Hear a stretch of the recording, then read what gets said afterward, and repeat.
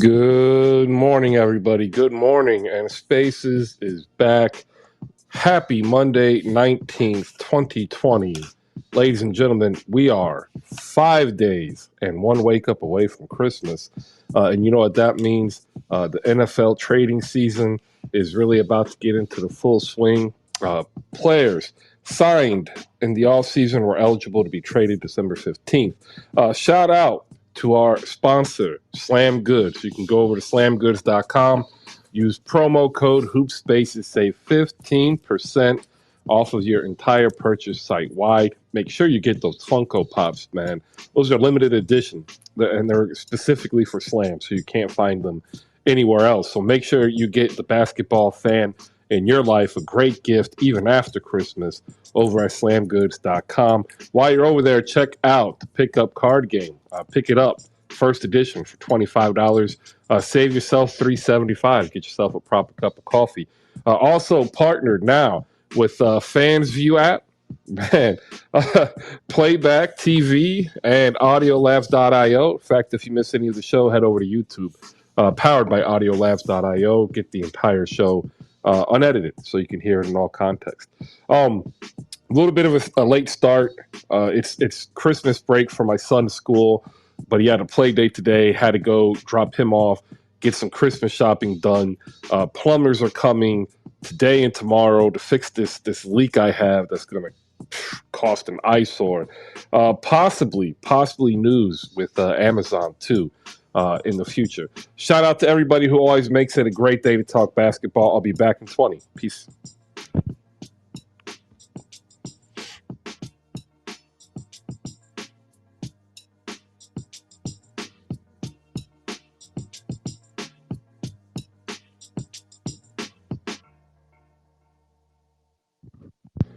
All right. Good morning. Look, if you're here, you already know what's up. The Daily Show card is up on the Jumbotron. Please like and retweet.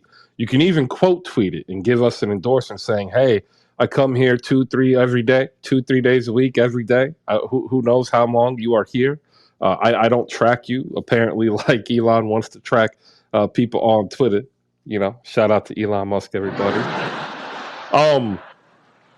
Yesterday was a long day for me. We'll get into that. I didn't really have as much time on Twitter as I normally do, as it was predicated by what happened last week. We'll address that with Spaces being down due to a combination of factors, one being Elon Musk and his fight for, quote, free speech, and the update that was horrible that required a fix, which is also why Spaces crashed. But in order to do, you guys right, I had to go outside of our nice little bubble here on Twitter and also find potential alternatives. And I tell you, there is something brewing with Amazon that I would love to be able to tell you, but I can't just yet. But that might be coming later on this week or after the holidays. So make sure you check out the AMP app for yourself. Wink. Also, Twitter has decided to shut down review. It will be no more after January. I went ahead and I stopped now. I imported all of you who are subscribers over to Substack. I will get the Substack up and running after the holiday season. So I'm going to give myself about a 7 to 10 day break to make sure that I can format Substack so I can learn Substack. But if you look up top, there it is. Make sure you bookmark that tweet for yourself if you're wanting to make sure to not miss it, because there's going to be some other stuff that we'll be able to do with Substack as well that we just weren't able to do with review. All right. Shout out to all who have their kids home this week. I know it's not easy. I am grateful that I have a friend who's able to watch my son today. But if you are stuck inside, you might want to go ahead and plan accordingly. You might want to start buying some stuff to get your kids entertained, because when you look into the future forecast, nothing but gloom and doom with sub-zero temperatures and snow across the majority of the U.S. And I can say that because that's what it looked like for some teams last night and over the weekend in the NBA. That's right. There are some teams that are left out in the frigid cold, and we're going to go ahead and get the conversation going, starting back all the way to Friday night's games. Atlanta beats Charlotte 125-106. Trae Young 31-9. LaMelo Ball back from injury, 27 points. The Kings beat the Pistons 122-113. Domantas Sabonis 23-13 and 7. The Kings are 4 games above 500. This is their best record at this time of year for a very, very long time. The Magic beat the Celtics in Boston 117-109. Mortis Wagner 25-8, Jason Tatum 31. We're going to talk more about this Magic Celtics matchup after we talk about that last game last night. The Cavaliers beat the Pacers 118-112. Tyrese Halliburton 17-14. Donovan Mitchell 41. The Sixers beat the Warriors after Steph Curry was listed as out for a few weeks, if not longer. Joel Embiid in that game, 34-13. The Nets beat the Raptors 119-116. I reached out to a couple of friends who are fans and covered the Raptors, including Iman Adan and somebody else in national media. And I asked a simple question. Is there some type of beef going on behind the scenes that we don't see? And I'm telling you what I've been told is that it's not a big deal. And anytime you hear those words, it's not a big deal, just understand it actually is a big deal. The Knicks beat the Bulls 114-91. Julius Randle 19-12. But we're going to talk a little bit about R.J. Barrett later. The Timberwolves beat the Thunder 112-110. Naz Reid 28-9. Shai Gilgeous 35. Look, I understand SGA is doing absolutely phenomenal individually, but miss me with that all-star starter talk. If he is that great as all these people are saying, I want to see the Thunder at least 14-14. And you know what I see? I see 11-18. So let's hold off on the horses here. The Trailblazers fall to the Mavericks 130-110. This was the Luka and Wood show that every Maverick fan was hoping to see. The Nuggets lose to the Lakers 126-108. However, afterwards, we find out that Anthony Davis is expected to miss a month, maybe more, due to a sprained foot. And of course, from that injury update came out, my DMs are flooded with a whole bunch of, let's say, just a below the belt AD discourse.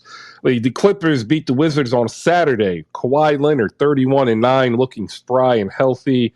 Kristaps Porzingis 19-7. And then all of a sudden, the Wizards are 8 games below 500, and everybody except Kristaps Porzingis has been named in a trade. Whether you're Monte Morris, whether you're Bradley Beal, Daniel Gafford, it doesn't matter. It's just that nobody apparently wants KP. The Heat beat the Spurs 111-101 in Mexico City. The Heat were also fined $25,000 for sitting basically half of their team. The Mavs fall to the Cavaliers in overtime. The Cavs get their get back in the most horrendous overtime I have ever witnessed as a human being. A combined 7 points in overtime. Absolutely abysmal. 199. Christian Wood, 26-14. Darius Garland, 18 points and 12 assists. The Mavs are riding at 500. Coincidentally, similar to last year, I'm expecting an uptick at the turn of the new year for the Mavericks. The Trailblazers beat the Rockets 107-95. Anthony Simons, 32 points. The Bucks handle the Jazz 123-97. The Thunder up in the Grizzlies 115-109. And the Suns come back. It was atrocious. Ladies and gentlemen, if you didn't watch this game, the Suns managed to score 46 points at the half. They gave up 63 to the Pelicans. They were down 19 going into halftime. They come all the way back behind Devin Booker's 58 points to beat the Pelicans, and that was your closeout for Saturday. On Sunday, the Magic and Celtics on the second end of a back-to-back. The Magic win again, 95-92. We're going to talk about this game when we get JB now, maybe a couple other Celtics fans to pop in here. Everybody's assuming it's still a late start at 10:30. Jaylen Brown, 24 points, 14 rebounds. Paolo Banchero, 31-6. And the Magic are building something awfully scary. The Knicks beat the Pacers 109-106. Jalen Brunson, 30. Now, look, A lot of y'all don't like RJ Barrett. I get it. He was the third pick. You see Ja, you see Zion, and you're like, why isn't RJ doing that? Mind you, RJ's played more games than those two and has still produced, near equal stats in totality, right? Not per game, but totality. 100 games, averaging 25-3. And yet, Knicks fans, there's a whole contingent of them who just don't like RJ Barrett. Aaron Nesmith, formerly of Boston, now of Indiana, 23-10. The Nets beat the Pistons 124, 121. And ladies and gentlemen, I tried to tell you.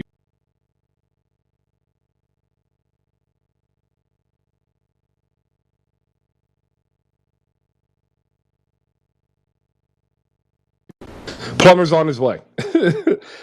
Sorry about that. The plumber decided to call right then and there. The Brooklyn Nets are now 19-12. I was trying to tell people back when they were struggling that all this team needs to do is get healthy, and they still need to find a backup big. But they are 9-1, and their last 10 are now the league's hottest team. The Warriors beat the Raptors 126-110 behind Jordan Poole's 43 points last night. Man, I tell you, Jordan Poole needed to be a starter, and I kept trying to tell people, and they're like, no. I think this kind of sums up what the Warriors view Jordan Poole as, and he is the future of the team once Steph Curry can't just be the guy any longer. The Bulls give up 150 points, ladies and gentlemen, to the Minnesota Timberwolves, 150-126. Your final there. Ant-Man, 37 points and 11 assists. LaMelo Ball and the Charlotte Hornets lose to Nikola Jokic, who tied Wilt Chamberlain on a 40, 27, and 10 triple-double. We asked the question, is Jokic still going to be the MVP at the end of the year? And the Los Angeles Lakers bouncing back after finding out that Anthony Davis is going to be out for an extended period of time, beating the Wizards 119-117. And I'm telling you, the picture seen around NBA circle.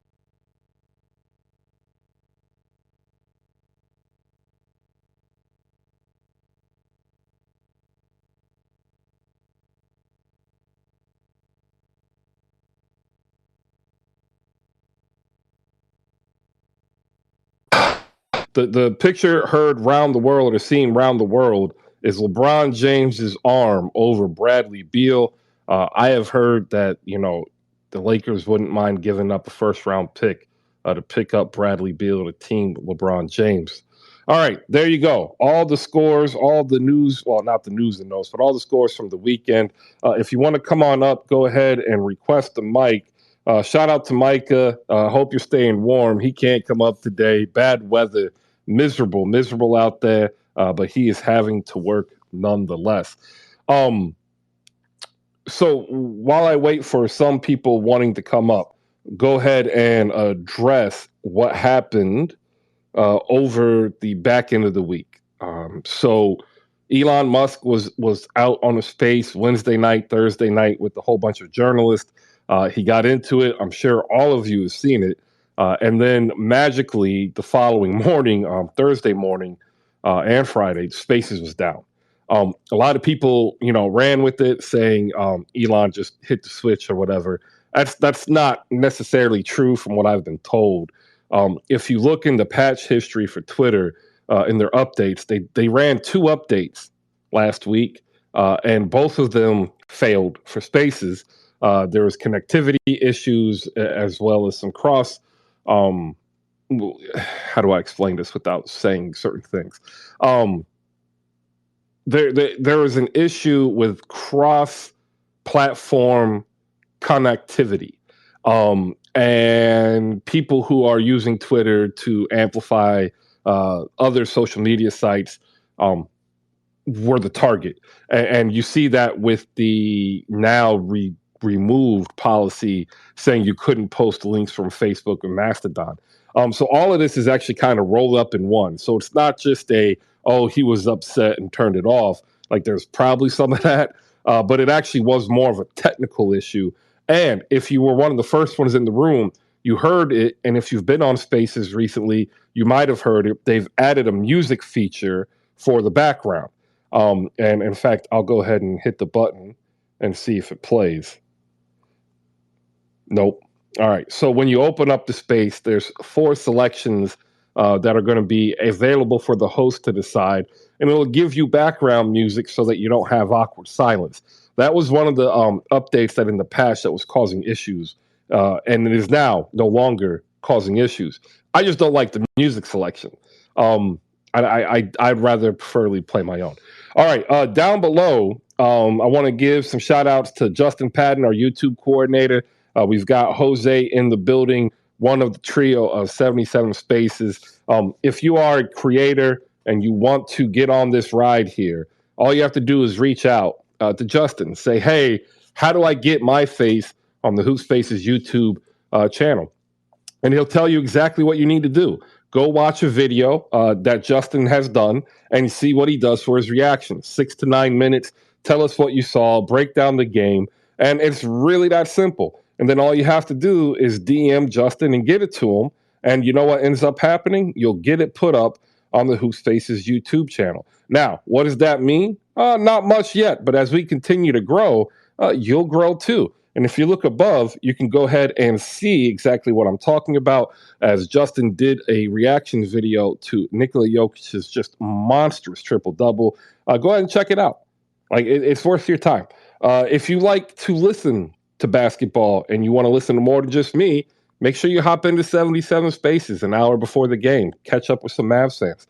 We've got Golden Spaces with our friend Nat. We've got a whole bunch of other ones like Live from the Mecca, Knicks Film School, New York Chat a day after. You've got a whole bunch of Nets Twitter on point with Conspiracies and Flopaganda, Brandon and Saint, and Malika Walker, ladies and gentlemen. So we are here building a better basketball community. All right. Now, to insulate us from having to survive on the whims of Twitter, I've reached out to see if there are other platforms who may or may not be interested. And one had reached back out to me, and we're talking. We've had a couple of talks now. We exchanged some questions, gave them some data, and it might be where we do a show on another platform while simulcasting it here. Unless, of course, they say you can't do that, and then I'll figure it out, because then more than likely what will happen is I'll just still do both at the same time. And that is the AMP. On AMP platform created by Amazon. So make sure you do some looking around. Go to your Apple or Google Play Store, check it out, because we might be doing some stuff with them. All right.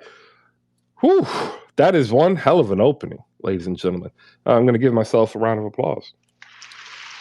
All right. Let's go back to some basketball talk here. I want to talk specifically about the Orlando Magic and the Boston Celtics, who just played back-to-back at Boston, and Orlando won both of them. And a lot of people were trying to figure out what Orlando was doing exactly. And I've kind of wanted to go ahead and give two people some credit here. I wanted to give some credit to Coach Jamal Mosley of the Orlando Magic, and I also wanted to give credit to the GM, John Hammond. And a lot of people don't know who John Hammond is. He's been in the NBA world for a long time. He's a former Executive of the Year award winner, and he is taking the 6'9" vision that was from Toronto and adding about 2 inches. Last night, yesterday they started Paulo Banchero, Franz, and Mortis Wagner, Bobo, and Markelle Fultz. They averaged 6'10" on the starting lineup, and they also averaged, I think it was 230 pounds, which is hilarious. Paulo Banchero, 31 points, 4 other players in double figures. But what they did to neutralize Boston was make Boston a jump shooting team. And I tell you what, I think this is going to actually catch on because the other thing that you notice is that nobody could really attack the basket as they're used to. Now, Grant Williams, Derek White, they got to the line a handful of times, but that was it. Without Jason Tatum, Boston is going to struggle mightily in order to, make do with a singular star. And then when you go back to what it looked like on Friday, it was completely different. Orlando dominated from the get go. They never really seemed to be out of control, and they never seemed to let Boston back in it. And if you look back on Friday, again, they ran with the same lineup. I want to know what your thoughts are. If this is something that Orlando might be able to get away with. They are now 11-20, and I only ask because if you look at the standings, believe it or not, 11-20 ain't that far back from 13-17. That would be the Toronto Raptors record at the 10th seed. So I'm going to get a poll out here. I'm going to ask a question: who do you believe in more, the Orlando Magic or the Toronto Raptors? Because I'm going to tell you now. Watching Orlando, they've won 6 in a row, 6-4 in their last 10. It is the opposite when you watch Toronto, who have lost 5 in a row, and they are 2-8 in their last 10. And I'm starting to get really worried. We got Scott up here, ladies and gentlemen. Nothing but heat. Proud owner and founder of Inclusion Brands, Kentucky Straight Bourbon Whiskey. Make sure you shoot him a follow for some Kentucky basketball and Heat basketball. We'll give him some time to catch up with the captions. Good morning, Scott. How are you? Good morning, guys. I just want to say something. Happy holidays to everybody in here. I don't care what culture you're in. I hope you have the best holiday imaginable. In fact, I wish the feelings of the holiday would just stay year-round so we can all just love and take in all of our basketball takes and be one big family. You know what I'm saying? But I got some words from Twitter. The reason Heat bases went down is because Tyler Herro won in that blitz last week and was averaging 30 points. And of course, I'm not available to take off my take while the Heat are going on their 4 and 5 game streak here. So it's just good to see everybody back on Spaces today. I hope you all are having a great one. Yeah, no, I'm kind of happy that everything seems to be a little bit back to normal. I don't know exactly how long that's going to last, but I do hope that you and yours, Scott, have a wonderful holiday season. Since you're up here, let's go ahead and talk some Miami Heat. We can come back to the Magic and Celtics. And if you look up top, ladies and gentlemen, the poll is up. I want to know who you trust more, the Orlando Magic or the Toronto Raptors. If you can vote, like, and retweet so we can get the word out so we can see what people think. Go ahead, Scott. Yeah, I was going to say, the Miami Heat found the groove a little bit. You know, Kyle Lowry missed a couple of games. The guys were asserted in a different role. And I think some of these roles are a little bit more natural for players. Tyler's looking for shot. Bam Adebayo is absolutely aggressive in the lane. He's taking his shot, but he's getting to the rack a lot more. Jimmy Butler scaled back a little bit, allowed the other players to come in, find their rhythm, get their groove going. So I think the team is really finding its chemistry. You know, it's odd. Here we are in December, and the Heat are just now finding what their groove is, somewhat of their team identity. Players are doing certain things, are shooting the three-point shot is actually leveled up, and that's something that has to happen. We're still not getting it from Duncan Robinson and Strus, but, you know, Duncan has been playing a little bit better lately. A lot of Heat fans are worried about his contract being so big that he can't be moved. But the fact is, he helped out with a win this week. The Heat have a very thin margin of error. They have to play a certain brand of basketball to get win. The schedule is a little bit softer. It is a little bit more accommodating, but if you date back just a little bit, you saw Miami Heat beat the Boston Celtics. It's been a really, really crazy season. And all of a sudden, you're seeing a lot of individual scoring going off across the league. I mean, you had De'Aaron Fox have his big game. You had Devin Booker go off at 58. And, yeah, Devin Booker is a follower of Tyler Herro. Those two got a little familiar Kentucky thing going on. So last night you saw Jordan Poole, so give him some cookies. He actually played a really good game. He didn't shoot with quite the efficiency Herro did to get his 41. But these young men are starting to play, and I love this exciting brand of basketball. You can be a hater toward other players, but when you see competition like this across the league, it just makes the NBA that much more exciting. So, and you know, you all are talking about the Knicks. The Knicks seem to be finding their groove. You know, Brunson came in, he became become the scoring leader.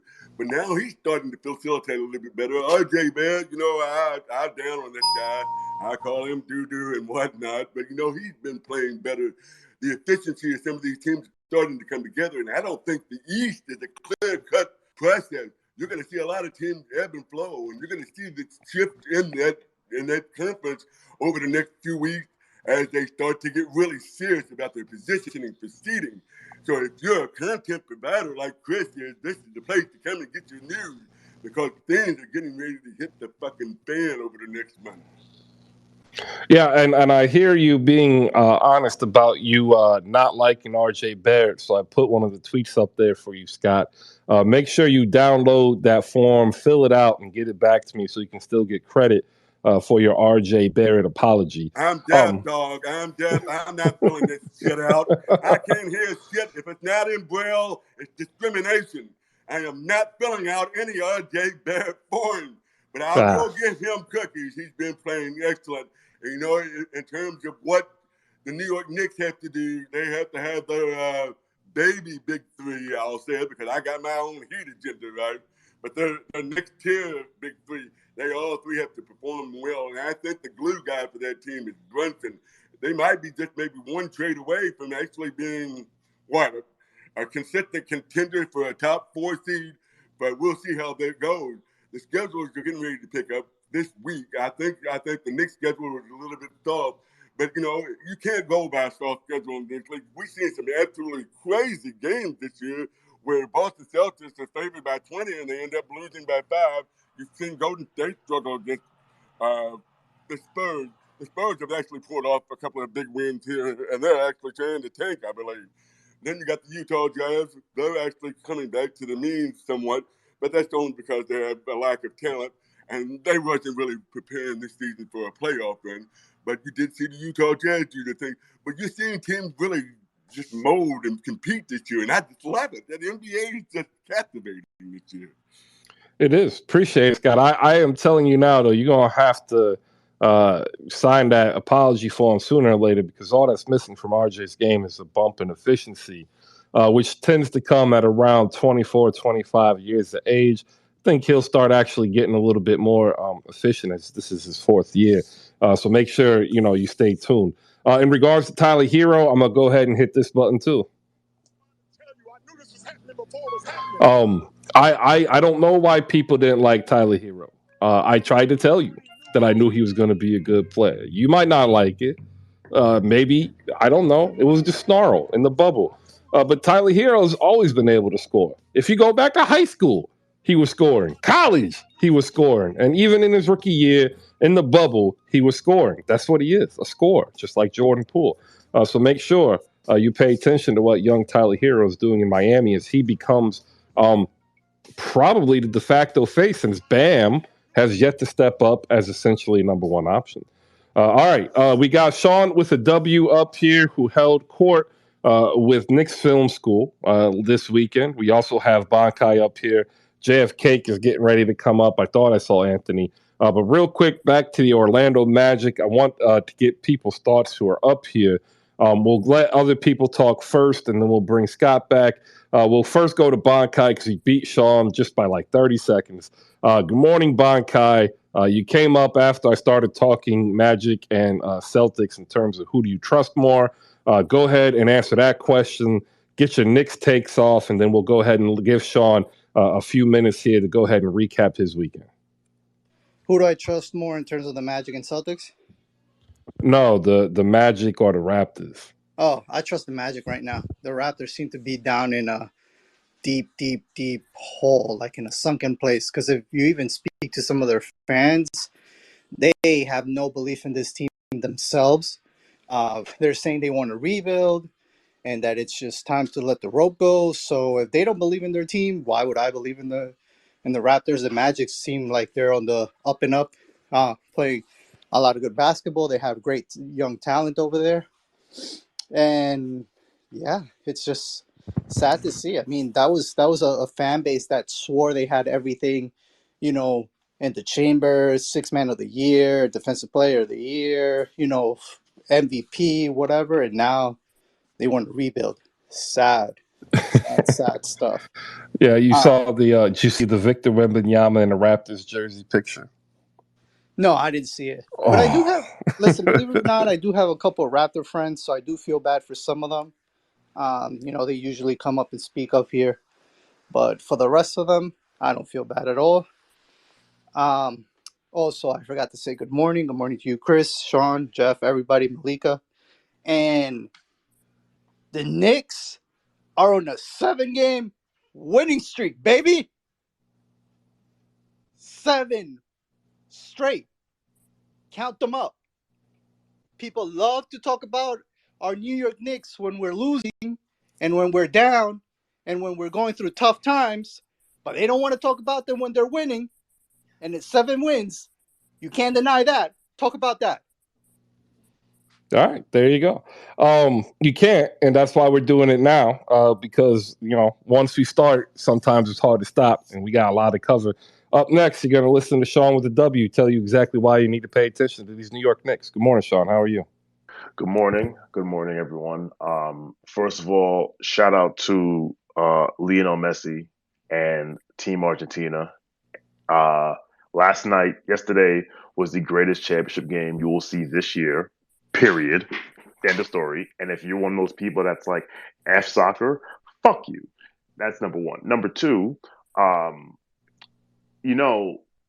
saw your tweet, Chris, about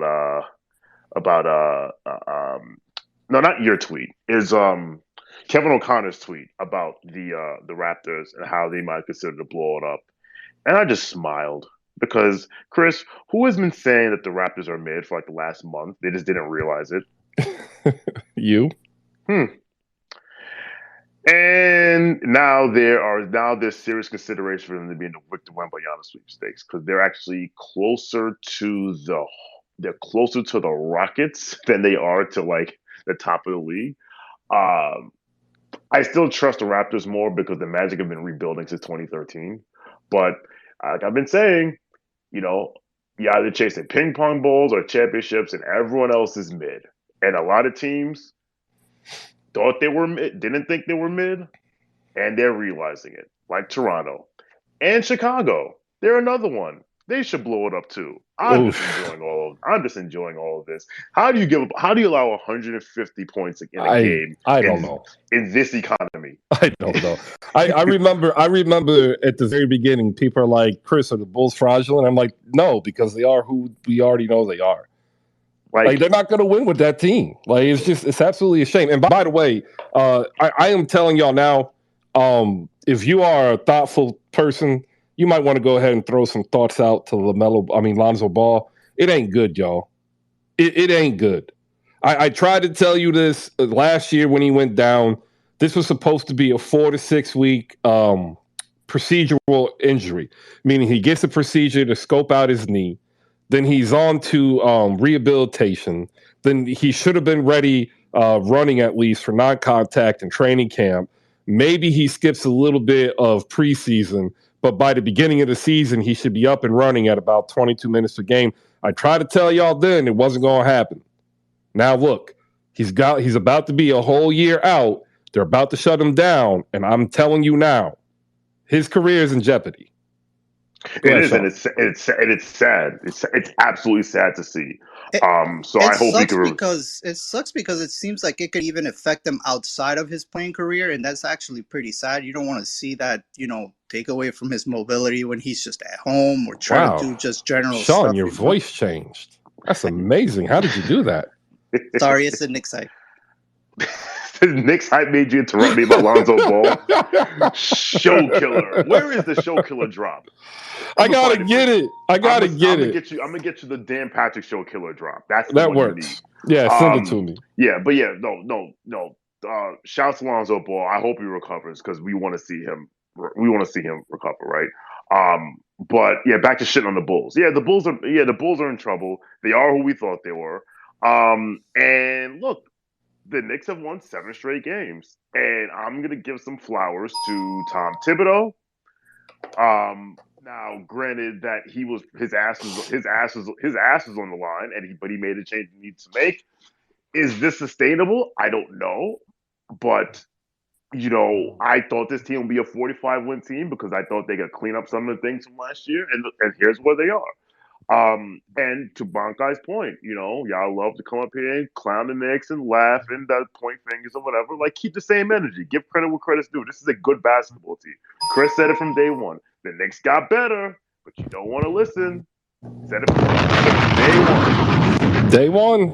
And tomorrow, we play the Golden State Warriors. Steph isn't playing. I don't care. Because I hear about championship DNA and this, that, and third. And what was Jonathan talking about in the group chat? Talking about, like, I'm not worried about the Warriors, even though they're all right. So if you're not worried about them, if we beat them, if you're not worried about them, if we win tomorrow, I don't want to hear Steph was out. I don't want to hear I don't want to hear it. I don't want to hear it because y'all told me y'all light years ahead and championship DNA and all that good stuff, whatever. Like, they just fucking, excuse my French, they just beat, Toronto. It's not saying much. And so, listen, I'm looking forward to it. The Garden should be electric tomorrow. The Knicks are in a good place. And, basketball, listen, we're getting to Christmas. Christmas is 6 days away. And by Christmas, you basically are who you are.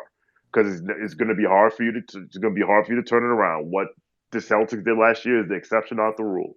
So, some of y'all are gonna have to look in the mirror, have some real conversations with yourselves about who you are, where you're going, and that's all I got. Oh yeah, and Tyrese Halliburton is still in jail. Quentin Grimes is the warden, and I hope he enjoys it. I enjoyed watching him shoot tour dates last night because, especially for all the fans, especially the Knicks fans who can't keep that dude's name out of his mouth. Like, he's not on our team. It's over. Bye. Thank you, Chris. You're welcome. Make sure you shoot Sean here a follow. Follow him at Live from the Mecca and Knicks Film School. Him and his co-host Chris do a great job lining you up for all things Knicks. Anthony, what are you mumbling over there? Well, nobody gave Julius Randle any credit for some reason, but I'm not going to give Julius Randle credit for doing what Julius Randle's been doing for 2.5 years. I mean, hell, shit. Like, I've been trying to tell y'all Julius Randle was an all-star. I put the tweet out last year, this year. Didn't do that. It's just people like Sean just give him a hard fucking time. Well, I mean, so first of all, the league is not giving the Knicks 2 all-stars. No, it's going to be Julius and nobody else. It's going to be Brunson. Brunson isn't getting in, bro. I'm saying if we get one, and we can do a friendly wage, if we get one, it'll be Brunson. $1. I will make a bunch of fake accounts to get. We are doing the trading places bet. $1. I think Julius Randle is an all-star because I don't think Jalen Brunson passes any of the guards that are ahead of him. He passed one dude last night. Tyrese Halliburton will get ahead of him because of the analytic stuff, even though that's not fair. It's just what it is. I mean, Halliburton been playing. He's been playing amazing all season. Yeah. Oh. All right, we've got a whole bunch of hands up. Let me run over to JF, ladies and gentlemen, our resident Miami Heat fan. JF, good morning. How are you? Good morning, Chris. And we it's a great morning. First, shouts out to Tyler Hero. The man's going on a tear right now, coming back to Mexico, eating some good tacos, getting a W. You know how it goes in the basketball world, Chris. But we're looking kind of fine. I think Spoelstra is learning how to work with his adjustments with his roster, even though it's been like probably the 4 worst teams of the West. But we beat the team that beat us at home, so at least we got our get back. We haven't lost the series yet, so that's good. And shouts out to our little brothers, the Mickey Mouse Clubhouse, for beating the Celtics twice in a row. That was pretty dope.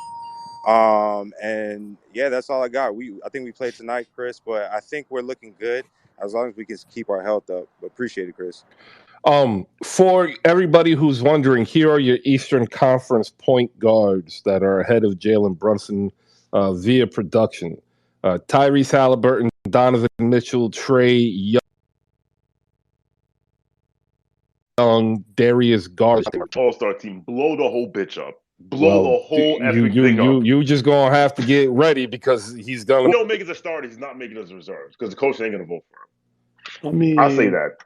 I'll vote for him. I mean, I'm Well, sorry. you hate got yourself. he got You he hate got to be in yourself. the That's game. why. I'm sorry. Nah, he got to be Trevor, in the game. I've tried to bring you up. Trevor, you're gonna have to exit out, close the app, and come back in. While we wait for that, let me give some shout outs to some creators down below. Jeff J says, one of the trio of New York's very first Knicks space, live from the Mecca. You can also catch him hosting BetX on the Madison Square Garden Networks, managing producer at a place you wish you worked, and more importantly than that, the man, the myth, the legend behind Power After Hours and pop culture on your radio dial in your brain. Grindhouse Grizzlies is in the building. Make sure you get some Memphis in your life. Malika Walker of the Rewind Pod, getting ready to go into the JUCO world. I saw Samson Brew down there earlier. Make sure you hit up Samson and make sure you hit up Malika Walker's Rewind Spaces. Last week, a phenomenal one covering Dirk Nowitzki and the Dallas Mavericks with Speak On It Rolo of 77 Spaces. Rels Pels is in the building, leader of the Pels and Whistles pod over on the Believe Network. Make sure you check that out down below. Rolo's popped in here as well. Shout out to all of you who've reached out asking me when the hoodies will drop. I will have the link up and it will drop Wednesday. So you can get your chance to get your hoodie on Wednesday. We'll go to Queen next. Queen, good morning. How you doing? Good morning. Good morning. First of all, this is the first Hoop Spaces or NBA Spaces I've ever spoken in. I've been lurking for so long. That's what But we love to hear. Welcome. thank you. I have I was inspired to become a speaker and put my hand up when someone said something I've been thinking for the last 2 years. Um, so I'm a former coach, middle school, high school coach, and I also I did a bunch of things as far as athletics is concerned with like the USA track and field stuff like that. So it is very difficult for me to watch any sport and not look at it from a coaching perspective, not look at it from a teaching perspective, because I'm also a teacher. And so as I watch a lot of professional sports, I'm looking at it from a did this person learn the basics? Do they have that fire? Are they really a basketball player? Or are they a 1 + 1 = 2? And that's about where it starts and stops. And I'm not sure who said it earlier, but a lot of these teams in the NBA, and I've been watching a lot of NBA in the last couple of years because, I'm not watching the NFL until Cap gets a job. But um, I I think that someone hit the nail right on the head. There are so many people in the NBA who are just absolutely lucky. I'm not saying they're not hard workers. They're just lucky, and this is a horrible way to say it, they're lucky that COVID happened. Because if COVID never happened, they would not be in an NBA uniform because they are mediocre. And I hear a lot of people use the word mid, but it's mediocre. They are the top of the bottom. Some of those teams that I'm speaking of, Chicago, Orlando. Um, I think Chicago is about as mediocre as you can get.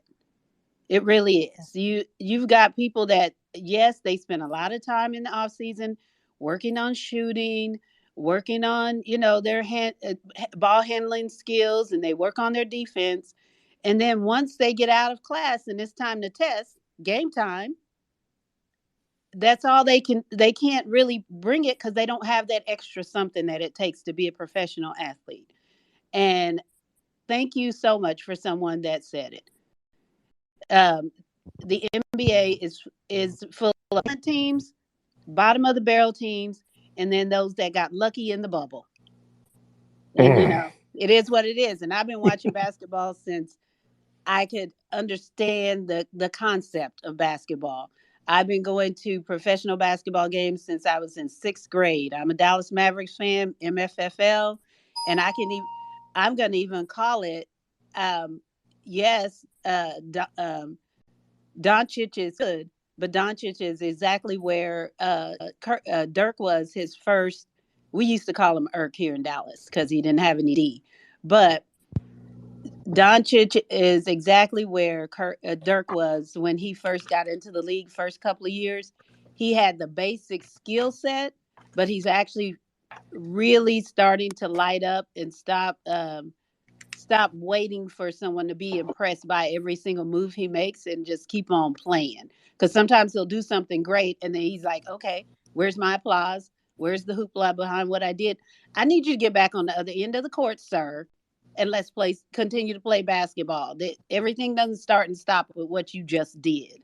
But anyway, thank you for whoever said mediocre, mid, lucky to be out of the G League.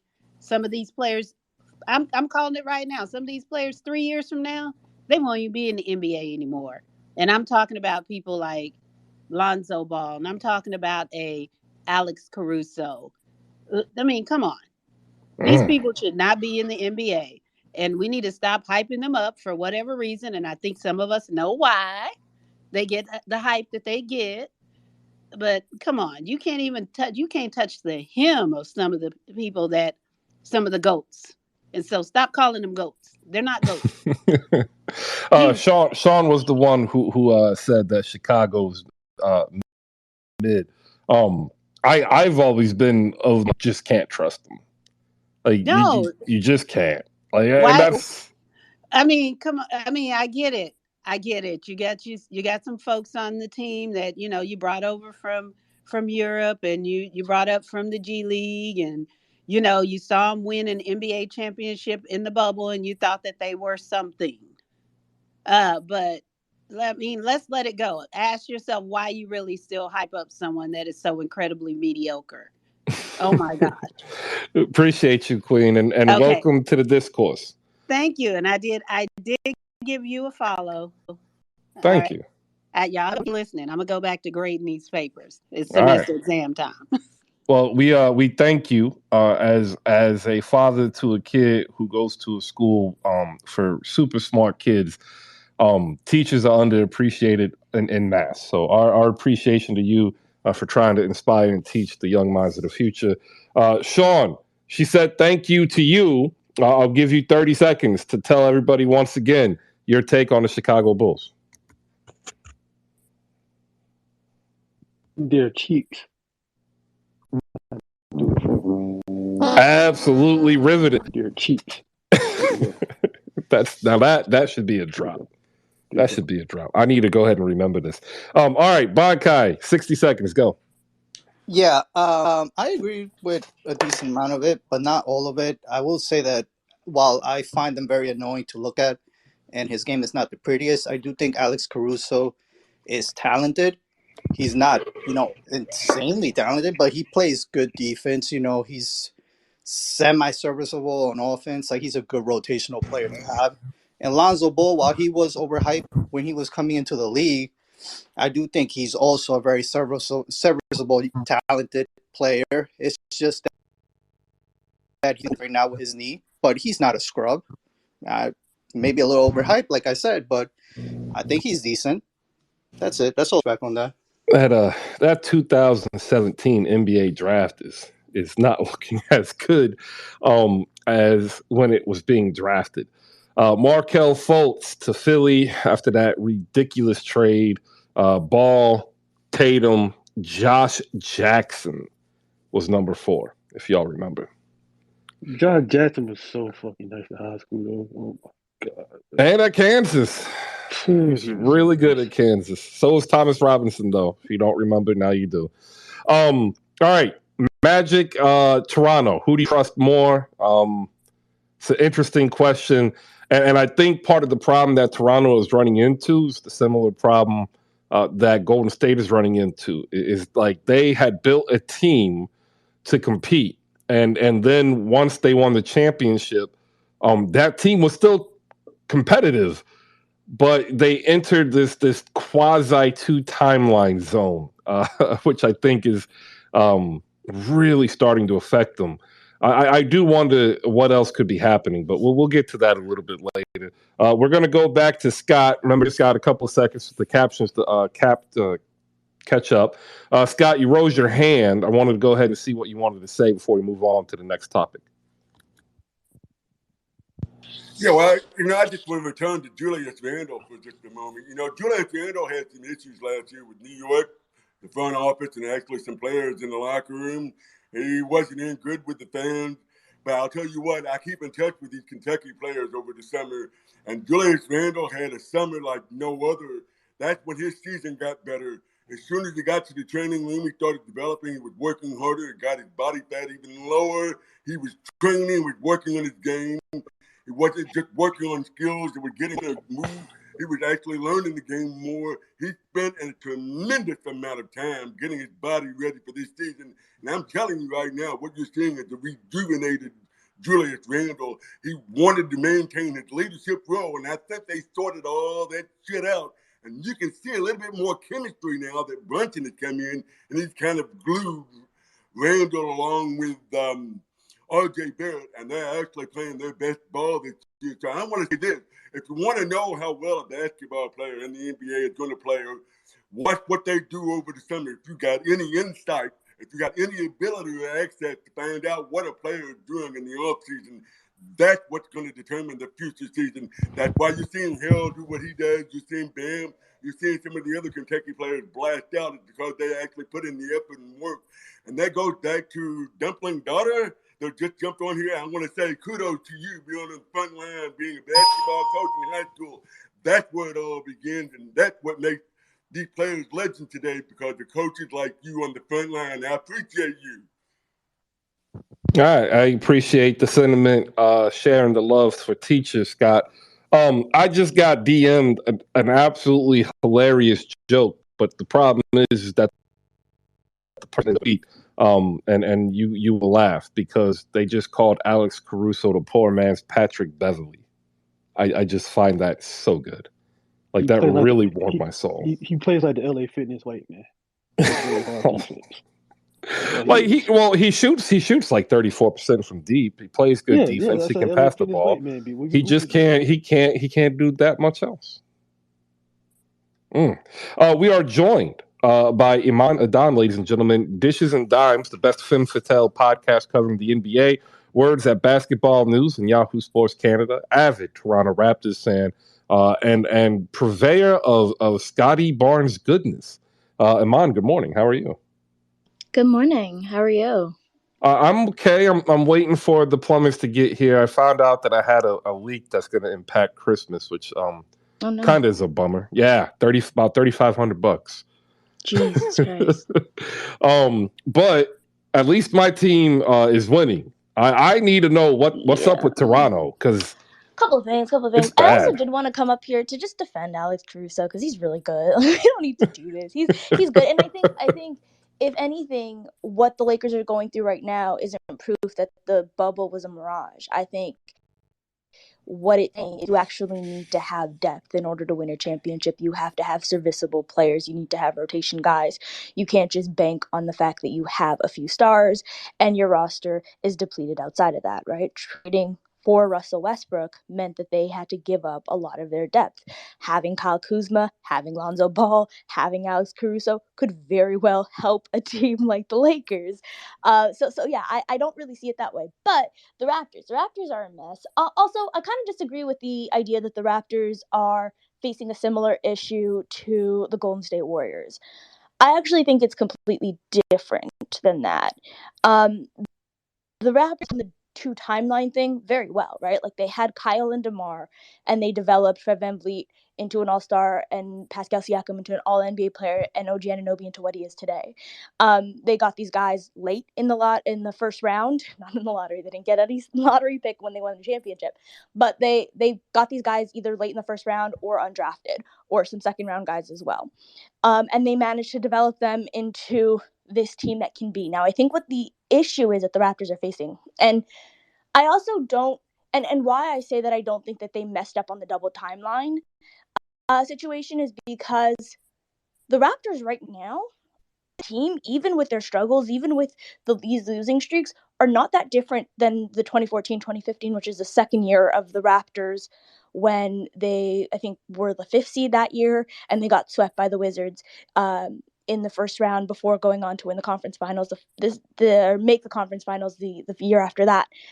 And the reason why I say that is, like, if you actually look at the net rating is better this year. If you look at their defensive rating, is better this year. Their offensive rating, not that far off. This team right now, what they're dealing with is... So I think the double timeline thing is working. I don't think that the Raptors are that far away from where they were a decade ago when they were trying to run this.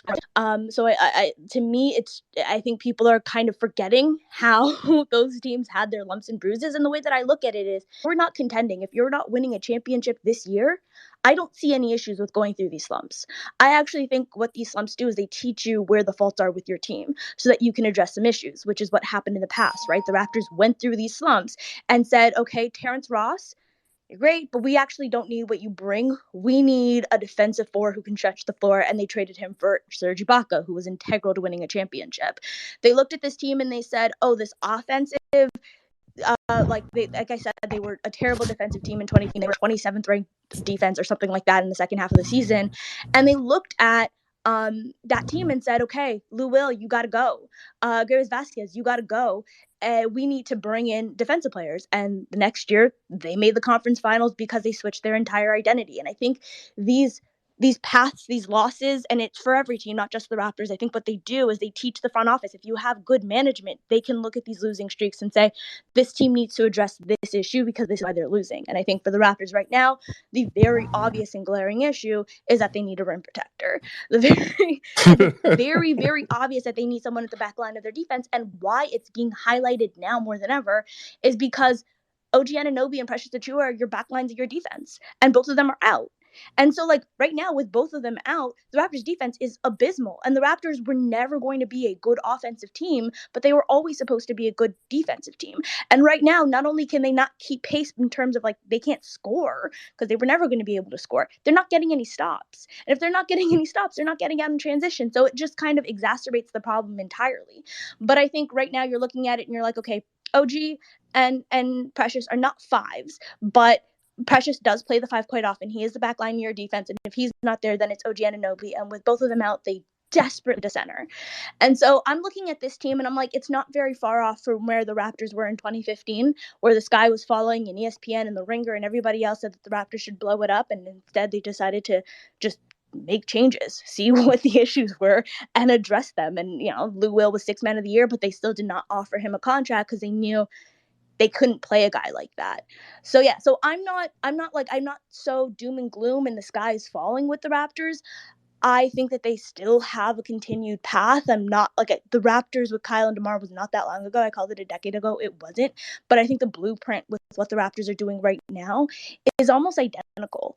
And so and I think that this is a better core, and they've got, like, Kyle and DeMar didn't have a single playoff game under their books before they came together, and this team has key guys that won a championship and were integral pieces to a championship, not just like on the bench and doing nothing. Like Fred VanVleet started over Danny Green because he was needed for his defense, and people are talking about how can you play Fred VanVleet, he's too small defensively. He was needed for his defense, and that's why he started over Danny Green in the finals. Pascal Siakam was your second leading scorer in the finals and dropped like 32 or something the first game against Draymond Green, and his matchup every single night was Giannis, Embiid, or Draymond.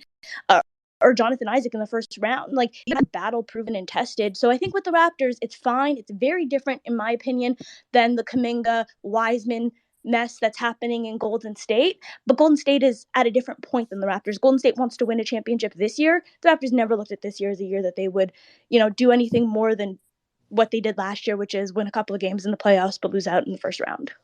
So I can understand. I view it that it's more similar. I think, though, what ended up happening for the Raptors is Scotty Barnes extended this 2 timeline period, right?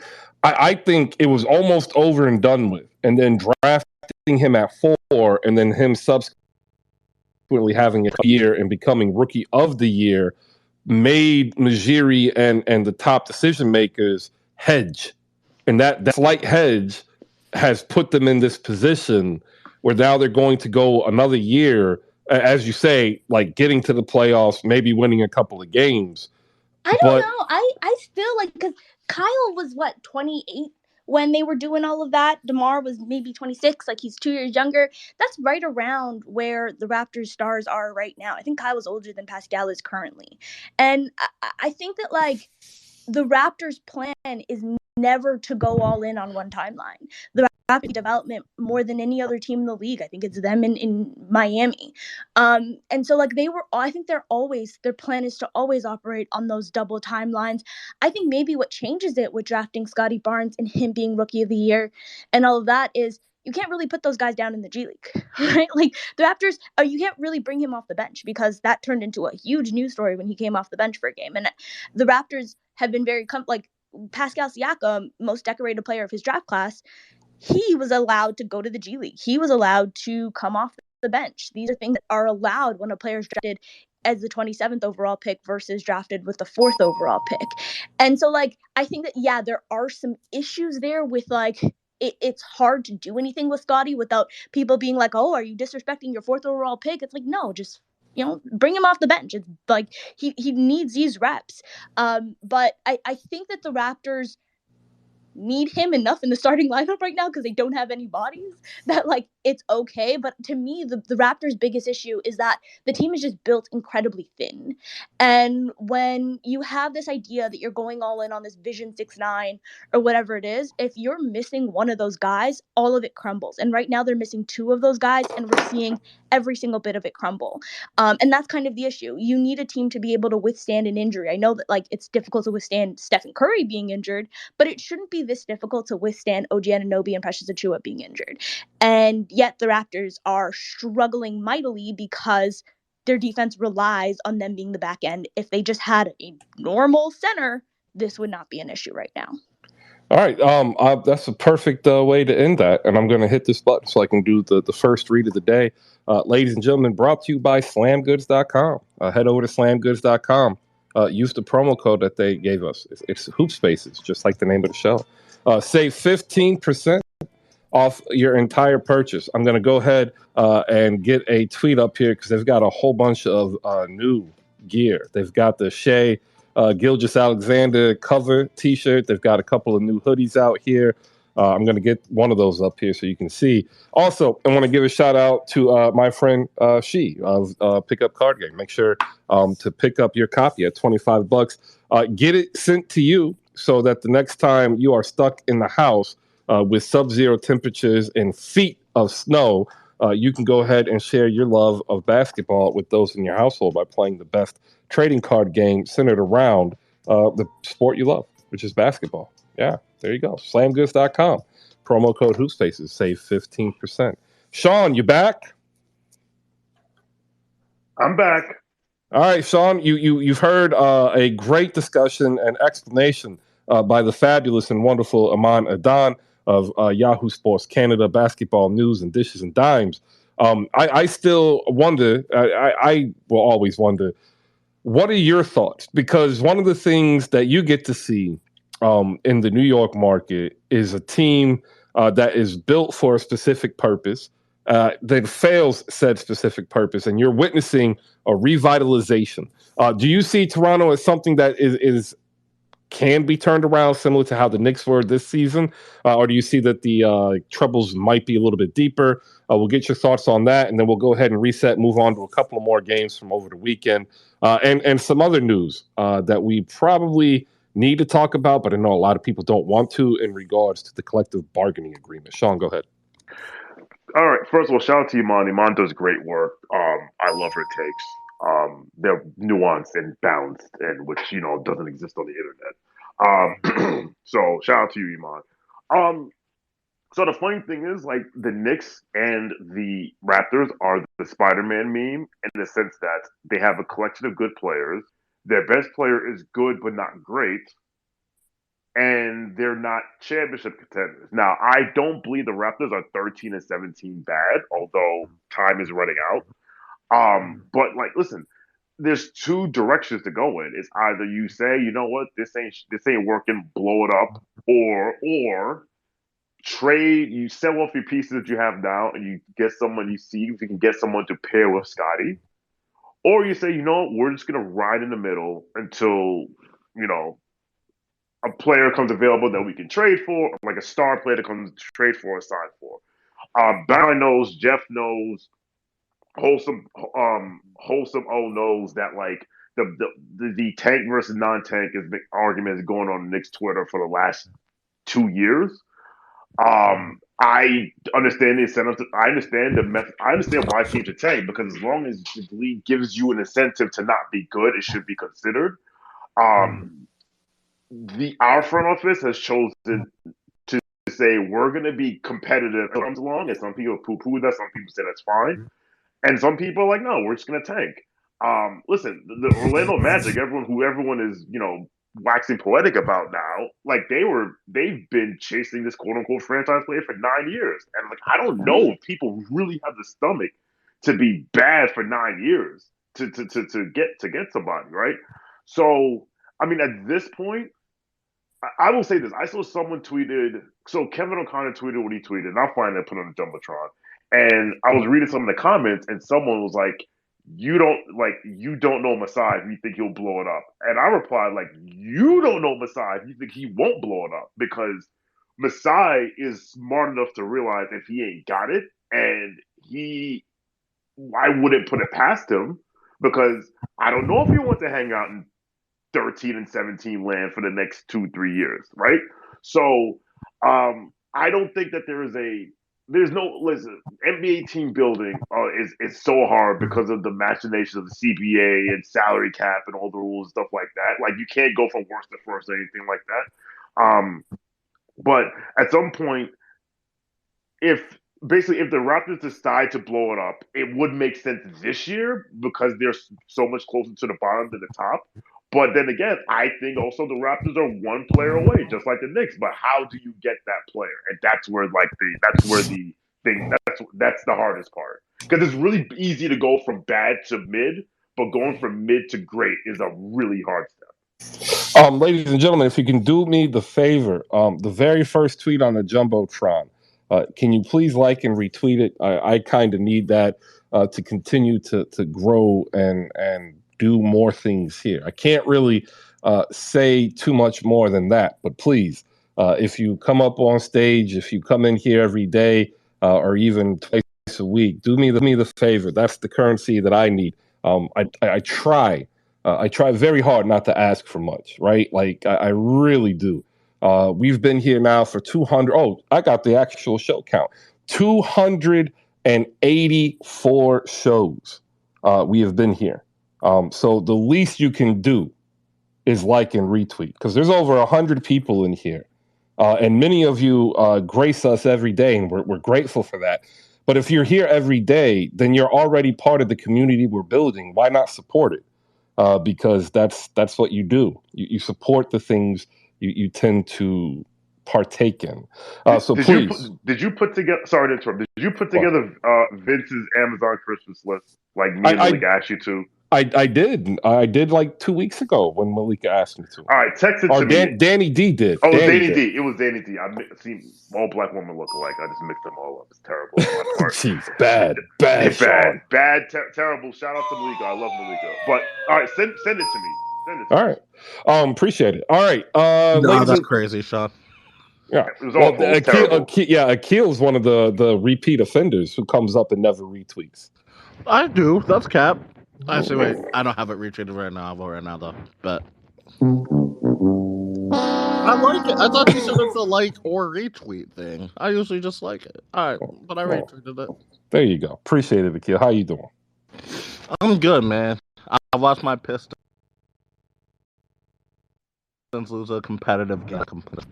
But yeah, you know. All right, I'll get to you in a second. Aman, there's a question for you down from the audience from Al. 2-minute warning, half-court heat. Who wins tonight, Sixers or Raptors? Sixers. Ooh. I actually picked the Raptors. It's the Sixers. All right, I love it. I happen to think that we are due for a pullback game in Philadelphia. Although I would love to hear the winning song at the end of the game. Tonight's games, Jazz Cavs. That's at 7 p.m. to 6 or 7 p.m. At 7:30, the Magic and the Hawks. I tell you what, that'll be a barn burner. And while we're at it, shout out to Hawks Fan TV for the good news. Congratulations, as he's probably not listening because he's living in Cloud 9. The Spurs and Rockets on the I-10 battle at 8 p.m. The Mavs will take on the Timberwolves.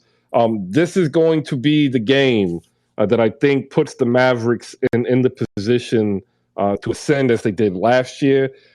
At 500 till around Christmas, and then they started to really take off. If they can get healthy and hit their shots, we'll see them, I think, start to be a better team.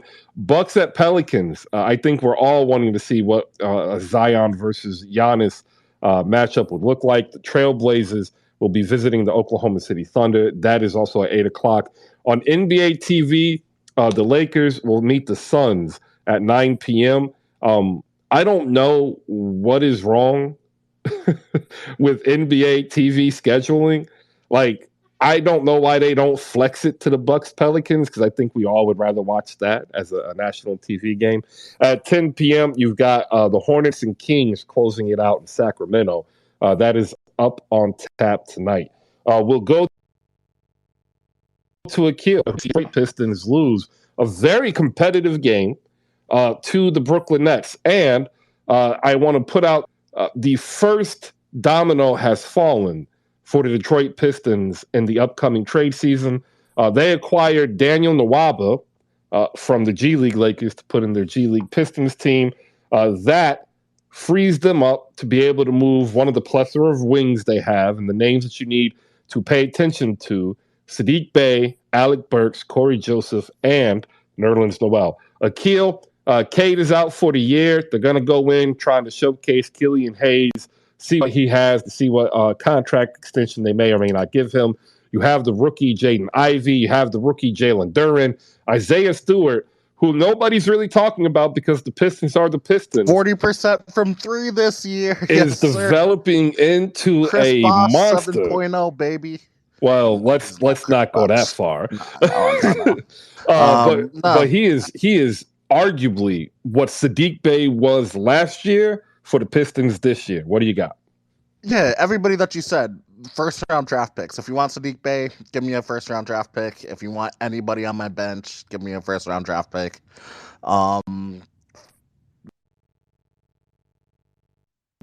Legitimately fun. Sure, we lost, but like Jaden Ivey had the poster of his life. Jalen Duren, Isaiah Stewart front court has been a ton of fun to watch this year too. I loved it. Like, we played a really competitive team with a team that's super hot right now, and then needed KD and Kyrie to like go bonkers to win by 3 points. Like, I will take that every single day. Like absolutely will. My guys are good. If you want Bojan Bogdanovic, give me a first round draft pick. And I mean, he's literally only going for a first round draft pick, I think Troy said. Sir Weaver, man, he's been phenomenal at the GM stuff. Every player is playing really, really well right now. Killian Hayes still looks good. Wasn't a great like shooting night or anything, but he was putting some pressure on the rim. He was making some nice passes, doing that stuff.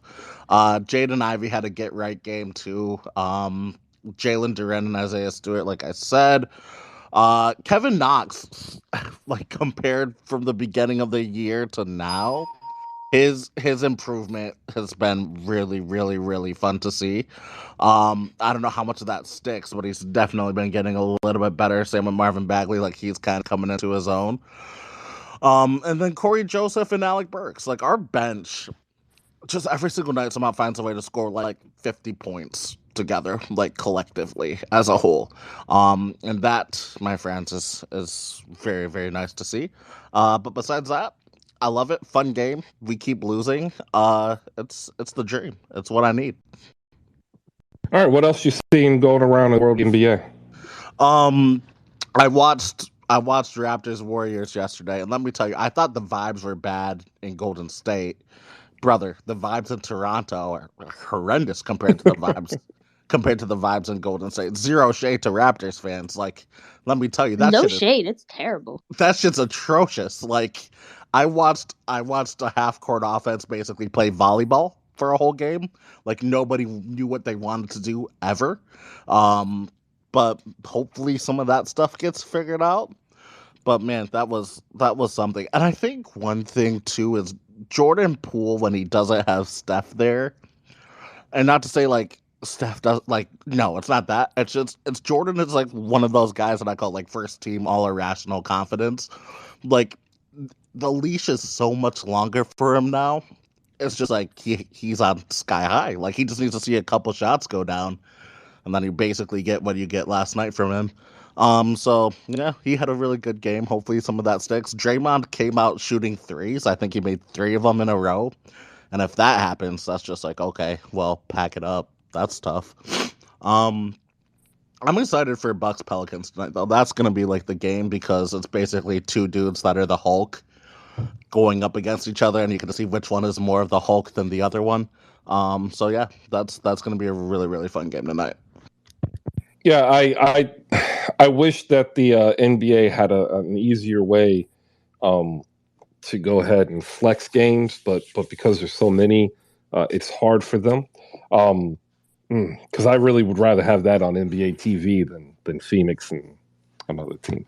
But look, going back to Detroit, is Dwayne Casey doing enough to stay? That's the big question.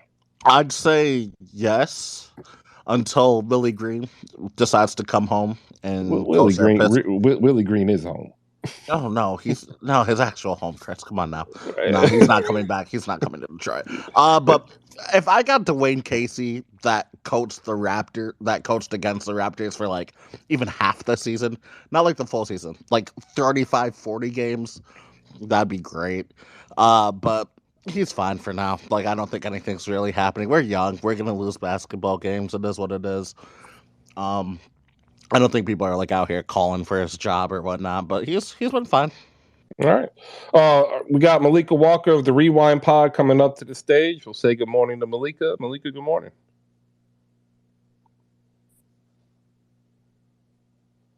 Good morning. Sorry for the delay because I knew it was coming. The horns, but good morning, everybody. Since you talked about the Detroit side, can I mention the disappointment with the Nets side, or I can't? Sure. Yeah. I don't know why you're disappointed. They won. I'm happy for the win. They're 9-1 in their last 10. They're the hottest team in the NBA. Let me finish. Okay. I am happy with the win. I am happy we kept the win streak going. What I'm disappointed in is where the hell was everybody else? KD and Kyrie. KD had to score 26 points in the quarter. Kyrie had to do Kyrie. Kyrie had to be efficient. Like Ben didn't have a good game. Royce he was okay. Some of the fan base is really Royce would have to score 30 points in a game and have a double-double for him to get any credit for anything because he's like one of the most hated people. Because what we gave up for him, anything he does is. But I thought he was decent. But where was the bench? Where the hell were people? So I was disappointed with that. Like it took our superstars to go on a superstar, do superstar things to beat the Pistons. And one thing about the Pistons is they compete. Yeah, they're young, but the Pistons will compete. And they have young legs, so they don't tire. So, there's some teams out there where they don't have the best record, but when you play them, you're going to have to play the whole game. And one thing about the Nets is I don't know what happens with them. We don't play the whole game. Like the first half, what the hell was that? And then the second half, they realized they had to wake up and do something. So I just would like to see consistency with play. Yes, we're winning, and I appreciate it. But these are the type of games that you lose had you been with the Pistons are young. They were able to pull this out, but that's not always going to be the case. So when I say, yeah, I'm happy we won, but I'm not happy with the rest, yeah, you're going to have some tough wins, but I was disappointed on where the rest of the team was in this game. I saw it, and you know what? I'm with you. Although I will say this, Jacques Vaughn had a luxury that we didn't highlight previously, and that was players being out, right? And so when you have players out, even though you want the players back, and you shorten the rotation, the players tend to get more minutes, and then eventually what happens is they get into a better rhythm, right? See TJ Warren. Like I'm expecting the same thing for Toronto whenever Otto Porter Jr. gets healthy. Like I thought he'd be healthy by now. Where you can get them in their 18 to 22 minutes. They know their role. They're effective in their role. And what I saw yesterday was Jacques Vaughn had too many mouths to feed. He had to get Morris in there because he was brought in under basically a guise that he would be playing backing up Clax. And yet he hasn't been getting minutes. So he put him in there for 6 minutes. Joe Harris has to get his shot. He had 18. He gave Yuta Watanabe the most minutes off the bench. Yuta played more than Ben Simmons, which was wild. Shout out to Ben Simmons, all 4 points. 8 boards, 8 assists. Yeah, it wasn't a good game for him. It wasn't a good game for nobody but KD, Kyrie, and a moderate. And I will take Royce O'Neal. I don't care what the fan base still not. He'll have to score 30 points and have 20 rebounds. Yeah, Royce is there. Like Edmund Sumner does the same thing. Edmund Sumner and Royce O'Neal are two players who will play their job and don't require the ball to do their job. Yet but players. The thing is, Royce O'Neal has not been. You listen to Nets Twitter or I you know. Look at Nets on Reddit or anywhere. Royce is not compared to what we gave. People are just not happy with his production right now. Yeah, they're just not going to be happy. Question for you and anybody else down on the stage. I've said this. Ben Simmons needs to come off the bench. He does. And it's not anything against what he's been doing. It's just that he doesn't fit next to Kyrie Irving because he needs the ball in his hand. Kyrie Irving needs the ball in his hand. You bring Ben Simmons off the bench, you get sustained positive transition offense, in my opinion, as well as great defense. And I think that is the fit. If you could do one thing other than Ben Simmons off the bench, what would it be? Trade for a big. All right. Cool. Shout out to Malika. The rewind was amazing with about Dirk Nowitzki. I caught the tail end of it, but it was amazing. And shout out to Rolo. Shout out to Micah. Shout out to them. Because the reason I bring that up is because in that space, Malika was talking about like how Jared Allen is literally the player that they need. And oh wait, they had Jared Allen, and it just stinks. like I never understand. We gave him up for. I never understood why they put him in the deal. An effort player, yes. Why did they put him in the deal? Like Houston was going to say no. Well, no, it's because they didn't have a high enough first. If they had another high enough first, Allen would still be a net, and Claxton would have been traded. I would have told them to go scratch. Like no, they were stuck. They got caught with their hand in the cookie jar, and then so Houston said, "This is the cost of the cookie." That's crazy. But wait a minute. So Ben Simmons and Kyrie Irving not going to fit together. They both need the ball in their hand. Oh, who saw that coming and has two thumbs? This guy. I'll go back on mute. I did too. We got some other hands up here, Malik. I want to get through them because I think they might have some net stuff. That's all I wanted to say for that. That's all I wanted. I just had to get that out because I wasn't with the rah that on the net spaces a little bit last night. I just was like, nah, this is not the greatest one. But that's it. I want to make sure that we get in to what you got coming up for the Rewind Pod next. But next up, we'll go to Akil, then Bankai. Then we're going to introduce 6 of the 12 and Trevor. We'll come back to Reset with Malika telling you exactly what she's got coming up, why you need to go ahead and listen in on the Rewind Pod. Akil, go ahead. The whole Royce O'Neal thing, like, I don't get, kind of, because, like, he does, like, that's what he did last night has basically been his whole career since he got to like Utah, and even probably before that, like hit a couple threes, play some defense. Like We gave up a first for him. That's yeah, that's tough. That's tough. It wasn't a valuable He will first. never live up to what people Like what want first? from him. Was it like a lottery? Like what? No. Late first round pick? It was a late. It was a late, but it still was a first. And people were expecting him to really come in and make a better, more of an impact, and But my he thing really is, if isn't. it's a late, if I'm telling, so like if I'm an NBA franchise and I had a late first round pick, and that player ended up being Royce O'Neal, I think that's a win. Like I don't know, unless I just look at the draft very differently. But I mean, okay, I guess that like makes sense. Well, no, because Brooklyn looked at it and said we need a dude who can play now, and the 26th was not going to be the dude who plays now. Like that's all this was. With that. I do agree with that, but I Chris, it's Saint from Nets Kingdom is in the building. Make sure you follow Nets Kingdom. Him and Nets Kingdom AJ do a phenomenal job with Conspiracies and Flopaganda holding Net Spaces here. You can also catch them on YouTube. Saint, you need to get your people in line, man. Like there ain't nothing wrong with Royce. Y'all killing him for nothing. Bankai, go ahead. No, I'm right here. Show killer. No, just something real quick. When you were introducing Malika, right? And she was talking about the Nets, and you said, I think you said the hottest team in the NBA. That they are the hottest team in the NBA. No, that's the New York Knicks. That is the New York Knicks. Get it right. How exactly? 7 straight wins against 6 straight wins. 9-1 in their last 10 versus 8-2 in their last 10. We can do this all day. One of the best road records in the NBA.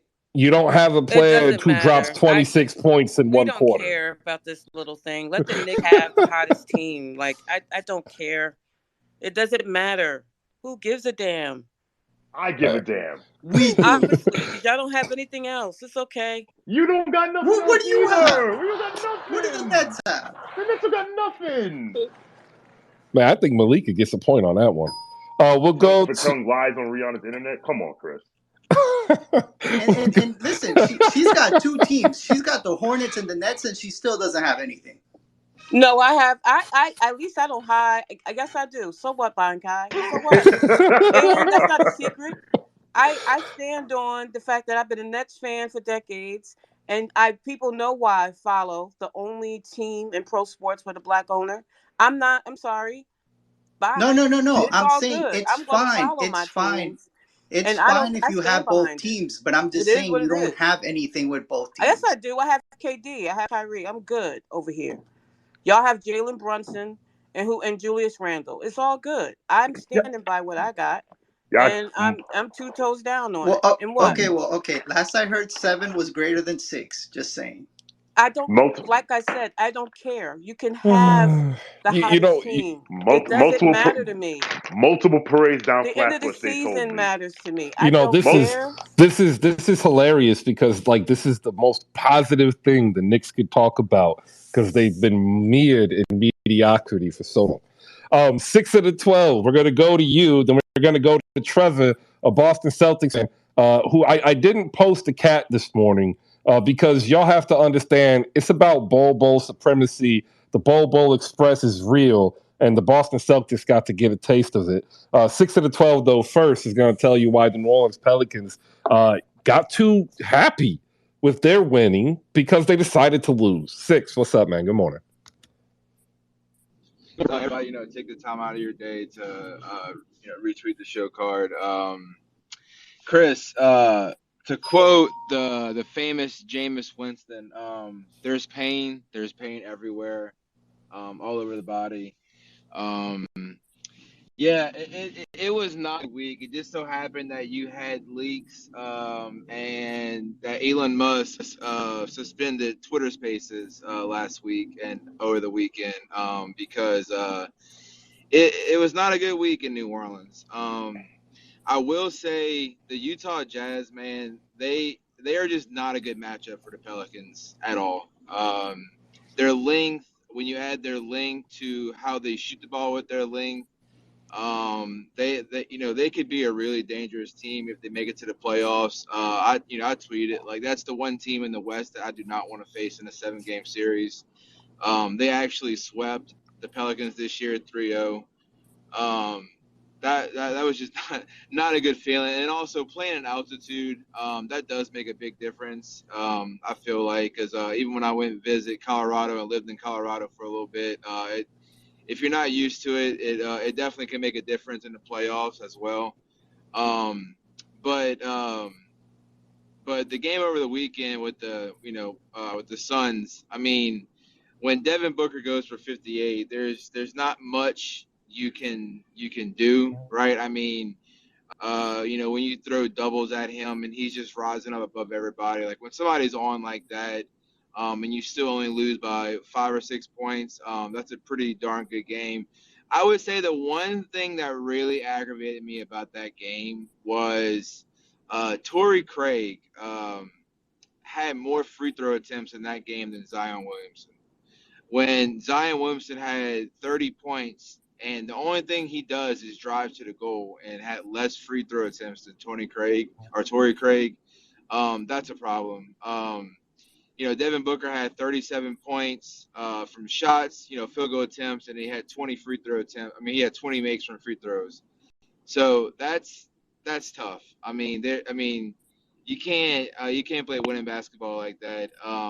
It was a really hard week, Chris. And like you said, I remember being in the spaces last week on Monday or Tuesday, saying that the Pelicans were the hottest team in the league. It's just crazy how quickly, a week of basketball can change things around. We still up and everything like that. We're still happy about our team. We definitely kind of got brought back down to planet Earth. I think tonight's going to be a big game for the Pelicans to see, Zion and Giannis match up against each other. I don't know why the NBA doesn't do flexes on their games for NBA TV. It seems like that would be a game, like you said, that most of everybody would want to watch. But yeah, I'm just glad the spaces are back. Elon Musk, I don't know what he was thinking. For what I heard, he got cooked up in some spaces. He found out about it, heard the spaces that he got cooked up, like some barbecue chicken, and suspended him a little bit. So I'm glad they're back. And yes, just last week, the Pelicans were the hottest team. Now losers of 3 straight and looking up at the Memphis Grizzlies. Hate to see it. And blew a 24-point lead, man. Blew a 24-point lead. All right, so that brings us to this question. It's the game show time, and 6 out of 12. You don't have to live this one because this one's going to hurt. Prior to their 3-game losing streak, the New Orleans Pelicans had the best offense in the NBA. Who is it now? This is a question for anybody up on the stage. If you think you have the answer, go ahead. Chime in now. The best offense in the NBA? Yep. The Memphis Grizzlies.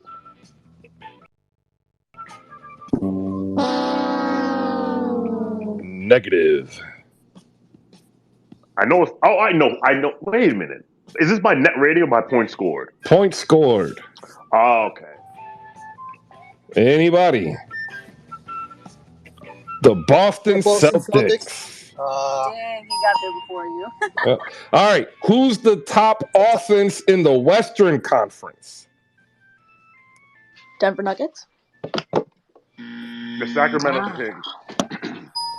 That is right, Sean. Bang. Give him a round of applause. The Sacramento Kings, the Western Conference leader in offense, as point per game, 117.8. Point differential, 2.3 in the positive. They are now 16-12, and ladies and gentlemen, they are in the 5th seed in the Western Conference. This is the highest seed that they've been this far into the season in a very long time. So I just wanted to go ahead and give them a shout out. Make sure you pay attention so when they light the beam, because this team isn't going to go anywhere. Mike Brown has leaving in the defenses that they're playing, but more importantly, Mike Brown has changed his beliefs Like, people, you think that you cannot change as a coach. You can. Mike Brown has proven it. He has adopted and taken what works for Golden State, combined it with what his own San Antonio-based principles are. And it's a beautiful game to watch when they're on. Very ugly when they're off, but when they're on, it's really good. And I'm going to tell you this now. Mike Brown might not, obtain the amount of wins that Doc Rivers has, but Mike Brown has a chance of greatness, ladies and gentlemen. 6 of the 12. Go ahead. Hey, Chris. I just wanted to bring this up. So Sean's so mad right now because he was going to say something. I was just going to say that we held their bitch ass to 99 points, but I'll let you close. All right, go ahead. Go ahead, Six. So Trey Murphy, man, is he still better than Brandon Ingram? Yes. At this point in his career? Yes, I will come not. On, Chris, come on. Again, at this point of his career, like, is Brandon Ingram going to have a chance to lead the NBA in 60, 40, 90s by the end of his career? Right. But we can't all just mark it on that, because, like, let me tell you something. Like, everybody goes through shooting slumps. Trey hasn't recorded over 10 points, I think, in 4 games, and he started all those games. And having Brandon Ingram over the last week, we've really started to miss him. But it definitely brings some concern. Well, good concern, because once he comes back, it's like, what do you do, right? And then also, I wanted to bring up Dyson Daniels. Dyson Daniels is playing very good basketball. Like, very worthy of possibly taking Herb Jones' starting spot in the lineup. And I say that, and not just on the offensive end, because it's not even comparable between Herb Jones and Dyson Daniels, because Dyson is headed and shoulders offensively. But defensively, just watching Dyson play defense against Devin Booker, he's very under control. He did not bite at any of Devin Booker's pump fakes. He stayed solid, stayed grounded. Herb Jones can get very jumpy at times, which leads to his fouls. So in New Orleans, it's a good problem to have when you're talking about two guys that are both lengthy that can defense. And but we're starting to think that Dyson might end up taking Herb Jones' spot in a starting role at 19 years old. Well, I've already been one to say that I think it should be Trey Murphy. I think CJ, BI, Trey, Zion, Jonas is the way to go, because with bringing Herb and Dyson in, even Najee too, like, with Jose, like, that you would still get scoring, but, like, that would be a lockdown backup. God, that would be a nightmare for teams. And see, I can see that too. My only thing is, the only bad thing about putting Trey in the backup role and not starting, is Trey is very good with Zion when Trey is hitting his shots. When you have Trey on the same side as Zion, when they double team Zion, he looks and he passes it. He's very good at that. Trey is a good knockdown shooter, so that's the one bad thing about taking him off. But like you said, Najee's playing really good ball. Like, he's playing very efficient offensive basketball.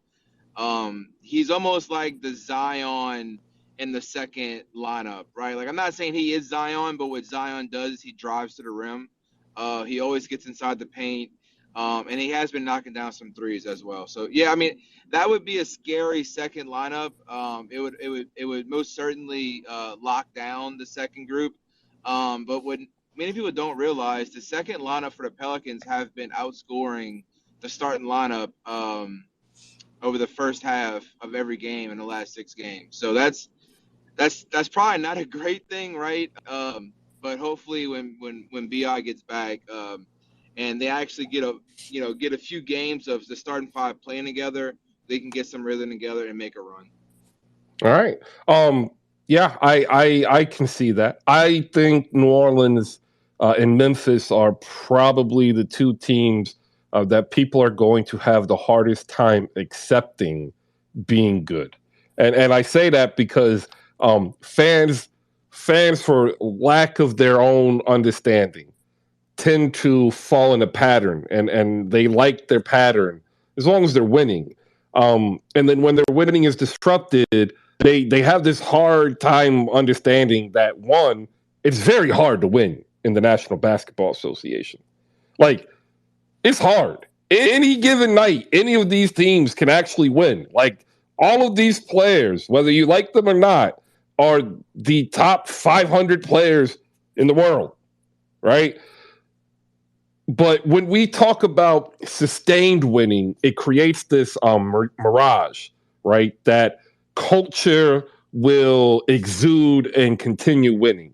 And that's just simply not true. You can have the greatest culture, but if you don't have equal talent, your ceiling is capped, right? You can only go so high, Atlanta. But when the sustained winning teams start to pull back because of time, they get older, or their progress and development slows. Sometimes it's not about age. It's about they can't take it to another level. And then these younger teams start catching up. And we saw it last year with Boston in the Eastern Conference, and I think a little bit with Memphis and Denver. Now we're seeing it with New Orleans, and we're seeing it with Sacramento, and we're seeing it with Cleveland. And I think we need to understand is like, we're in a transitionary period. So shout out to all of the teams that are doing what they're supposed to do. And if you don't know, by the time Christmas rolls around, this is who you are. Sean says it all the time. I say it too. By Christmas, what I tell you about Ben Simmons, give him 30, 35 games. If he's still giving you 4 points, 8 boards, 8 assists, there's a problem, right? Guess what, Brooklyn? There's a problem. You're still winning, but you ain't winning because of what he's doing, right? You're winning without him. And just imagine how much better you'd be if he was locked in. Just like the Bucks against every team except the Orlando Magic. Will go next to Trevor. Trevor, good morning. Hey, how's it going? Can you hear me? Yeah, we got you. Cool. Yeah, I don't know what was going on the mic earlier, but so I mean, in terms of the Celtics right now, I'm gonna be honest, I disagree with you on the kind of by Christmas time thing. Just because I think, first of all, I'm not even slightly worried right now. I think that the Celtics know who they are. It's like the Warriors last year. They weren't exactly killing it in the regular season. What were they, 4 or 5 seed in the playoffs, 6, something like that? And they go to the finals, win the finals. I think you have the same Warriors that were 22-7 last year. Yeah. You don't during the season. You're not gonna. It doesn't define your season. I think the teams that have veterans and know who they are, once you get to the playoffs and the big games and stuff like that, that's really where it counts. I know. But I think the point. Sorry to interrupt. I think the point we're making is that by yes, the Warriors did have that slump, but by Christmas, it's all right, where the Warriors were, it's okay, this team's legit. What happened, what the Celtics did last year is the exception and not the rule. So yes, you could have a losing streak for sure, but by Christmas, if I look at the standings, it don't really move that much after Christmas. And if you look at the history of the league, go back, you'll see it really doesn't move that much. No worries. I think it might not move that much, but I think that the teams, you can be a team that's not, you don't have to be killing the league to be a championship contender. I think there's plenty of teams that will kind of coast the regular season. I know a lot of people say regular season doesn't matter, and I think that's I don't think that's right. I think teams obviously care about the regular season and stuff like that, but I mean, I'm just focused on the big games. And even the Celtics the past couple of games, I mean, we played the Clippers and Warriors. We lost those. Didn't have Rob Williams or Al Horford. Wasn't really worried about that. Last 2 games even. I mean, take last night. We shot. I mean, at one point we were 3 of 30 from 3, missing Jason Tatum. We shot 35% from the field and had a chance to win the game. I mean, I'm not worried. I think the team knows who they are, and we're probably.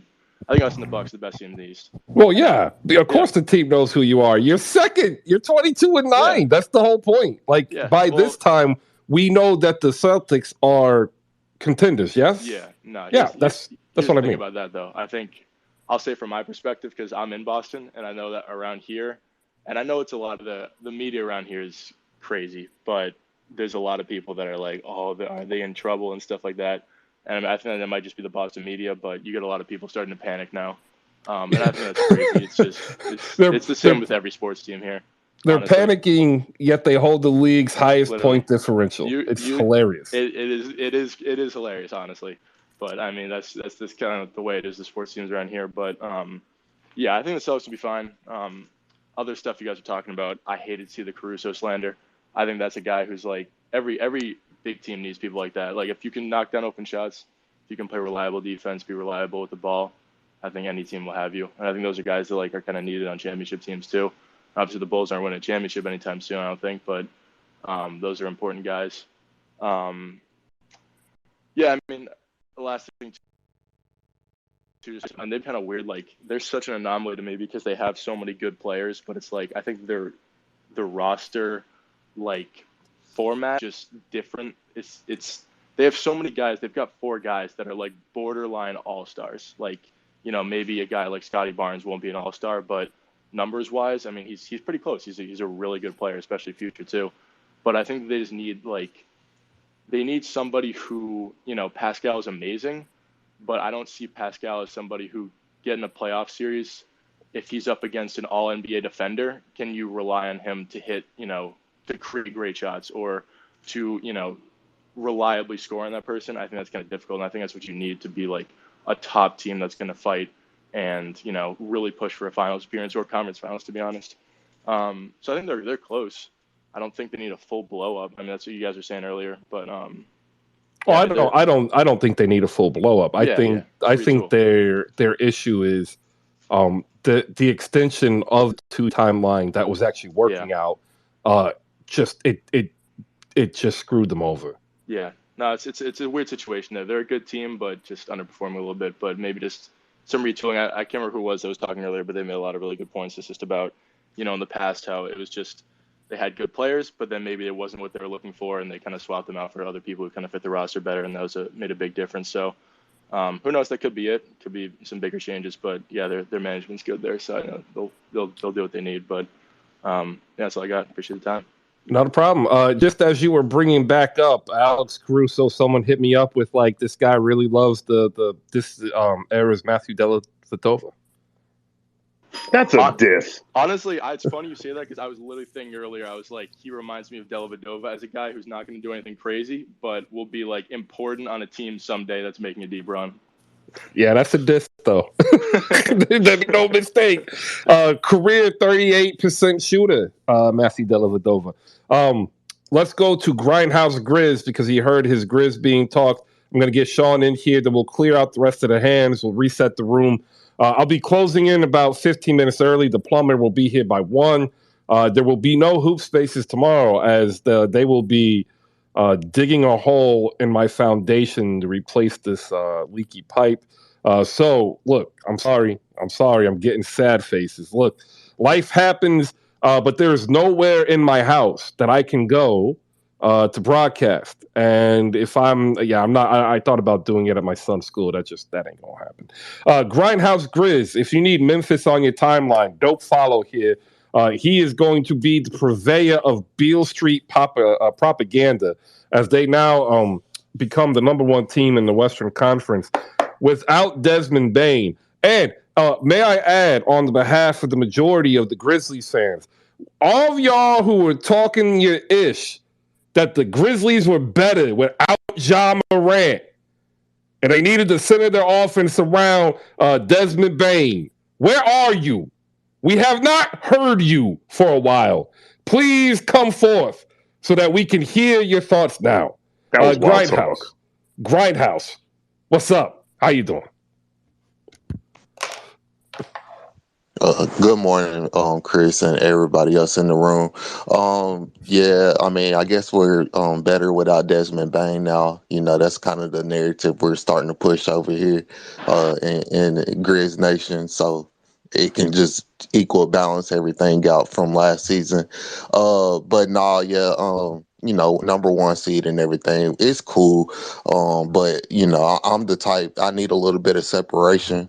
So I won't feel great about it until, you know, we got a good 3-4 game lead, something crazy like that. Tough week this week. We got the Nuggets, got the got the Suns, and then the Warriors, of course, for Christmas Day. So looking forward to this week. Hopefully we get Desmond Bain back. John Morant was tweeting around yesterday, and honestly, that's who I trust the most for us as far as injury reports is Ja. As crazy as that sounds, but so he was tweeting out his stuff yesterday. So I do think Desmond Bain will be back this week. This will be the first time we get to see our healthy starting five. Well, hopefully at least, and everything like that. But I did have a question though. My question for the room or whoever, who do y'all see falling out of the playoffs right now or getting beat in the play-in if kind of like the playoffs started today in the West? Because the Mavericks aren't in it right now as far as the 8 seed goes. The Warriors aren't in it right now, and it's one more team. Oh, the Timberwolves. So I know that's 3 teams that most people probably had in the playoffs preseason. So do people feel like 3 teams can fall out of the playoffs right now that's in the West? Right now, Sacramento and Portland are your 5th and 6th seeds at 16 and 12 and 17 and 13. I had the Clippers and Dallas Mavericks in the top 6. I had Sacramento probably closer to top of the play-in with Minnesota. I think if it were to end right now, the team that should be most worried is the Dallas Mavericks, because they are easily beaten if you can stop everybody not named Luka. Like it is unfortunate that they don't have a viable, consistent number 2. One day it's Christian Wood, the other day it's Spencer Dinwiddie, and that might work in the regular season. But if you were to go in a single elimination, if I'm a Mavs fan, I'd be sweating bullets. I wouldn't want to see the Jazz. I wouldn't want to see the Clippers. The Timberwolves, I think, are also in some trouble here. But to be honest, I don't think anybody is really caring about the Timberwolves. I think people view them unserious, and I think people say that either Golden State or Los Angeles can leapfrog Minnesota more easily. It'd be interesting to see if Sacramento and Portland actually stay in the top 6. I think they can. I think Sacramento has an easier job. They score more in a more diversified way with Domantas Sabonis being able to be basically a second point guard from the center position. That's my answer. I still don't count Golden State out of the play-in or the playoffs.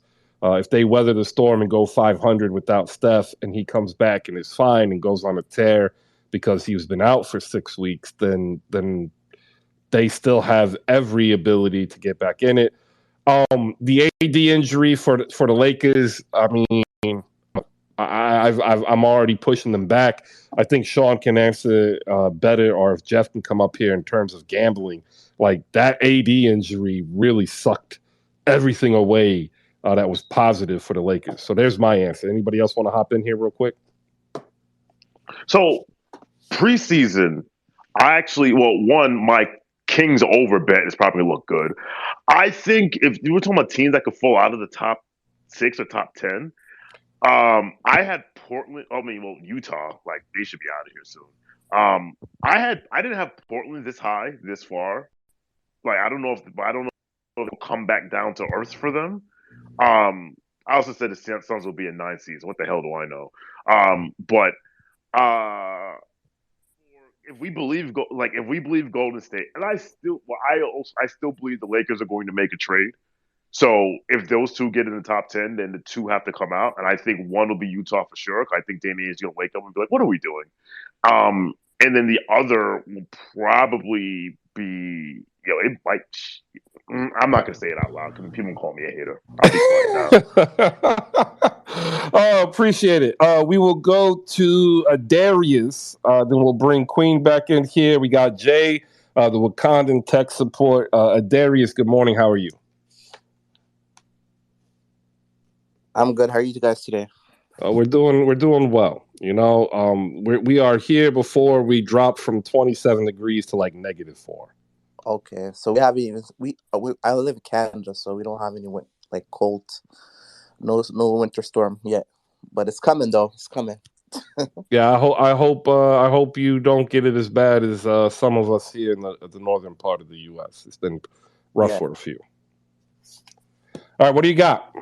yeah. So I'm just gonna just to talk about briefly about the Raptors. I know you guys. I missed half of the space. I just joined, so I saw like a tweet that said Kevin O'Connor tweeting about the tank this, tank that type of thing.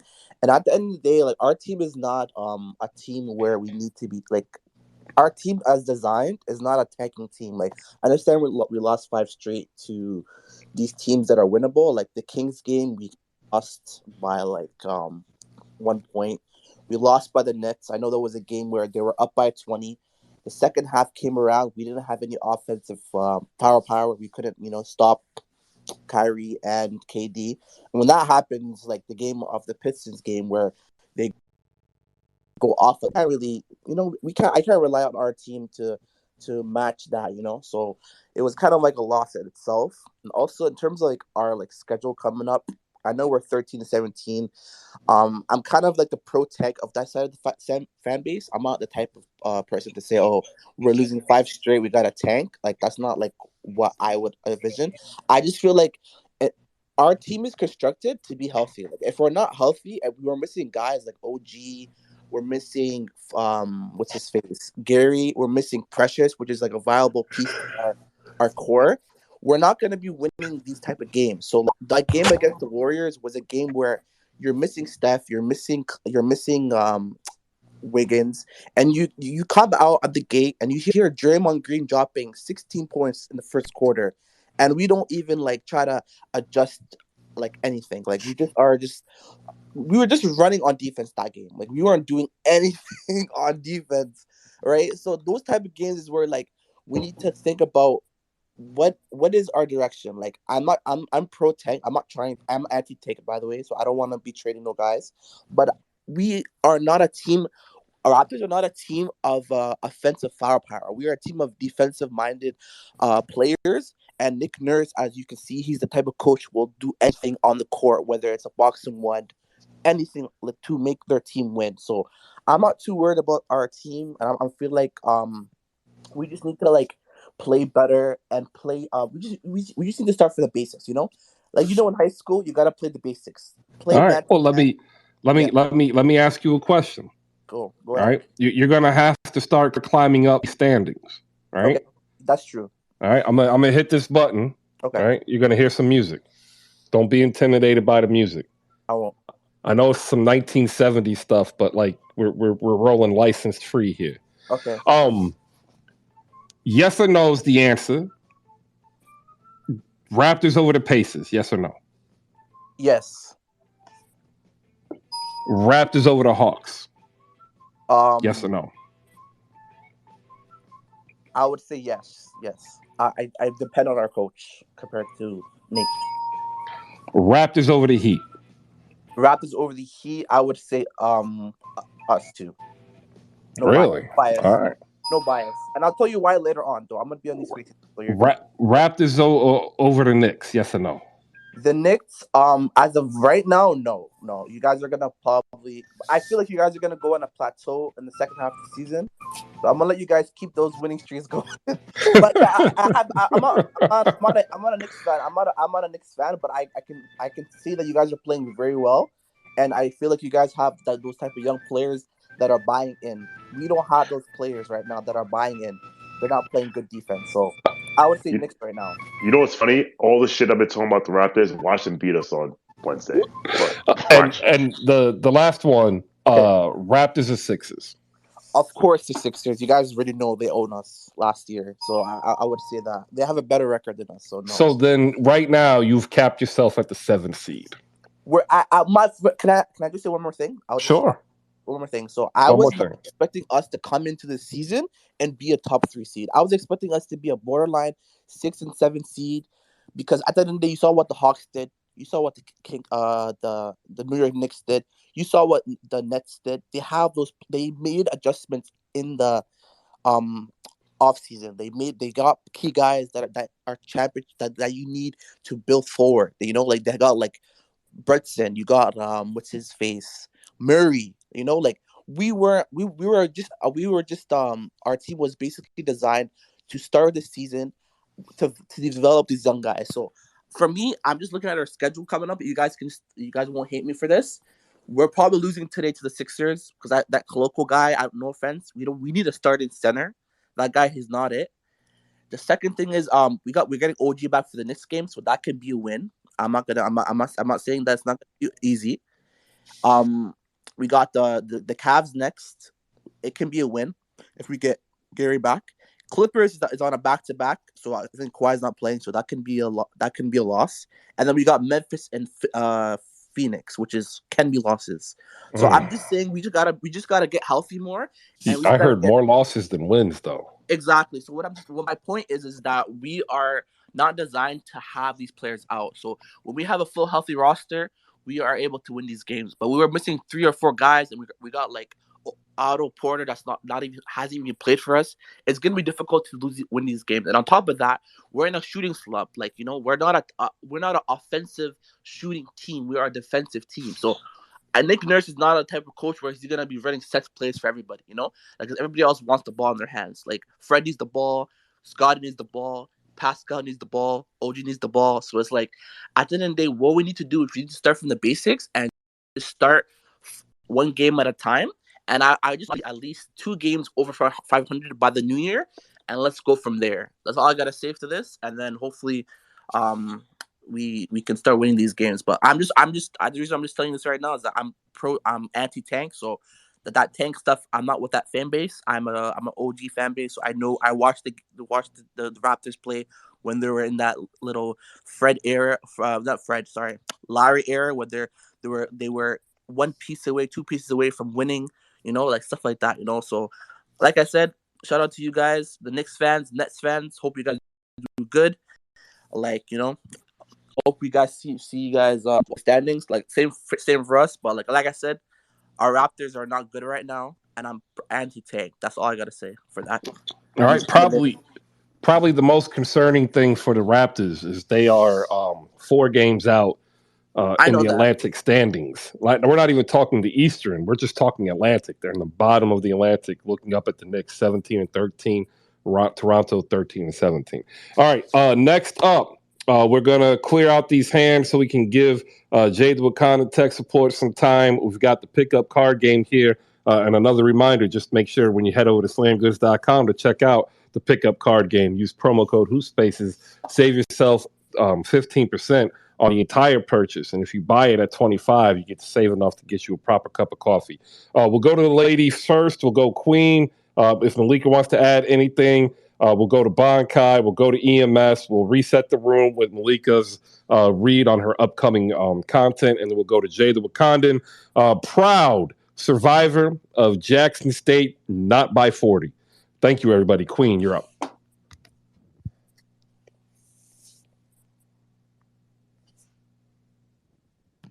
Okay, sorry. Oh, you just missed it. I'm here. But anyway, I just wanted to hop back in. First of all, Malika, thanks for the follow. I've been lurking in your spaces and listening for a minute, and thank you also, Chris. I had a couple of things I wanted to add on there. Is that someone said something about I think our last speaker said that teams are constructed to be healthy. I think all teams are constructed to be healthy. It's kind of like, well, if this person hadn't been hurt, we would have won the Super Bowl. If this person hadn't been at 50%, we would have won the World Cup, so on and so forth. As a coach, that's why you always got to have a good, strong number 2, number 3, number 4 that can step up, that can drive your car, that can drive your bus, that can drive the boat to get you where you need to be.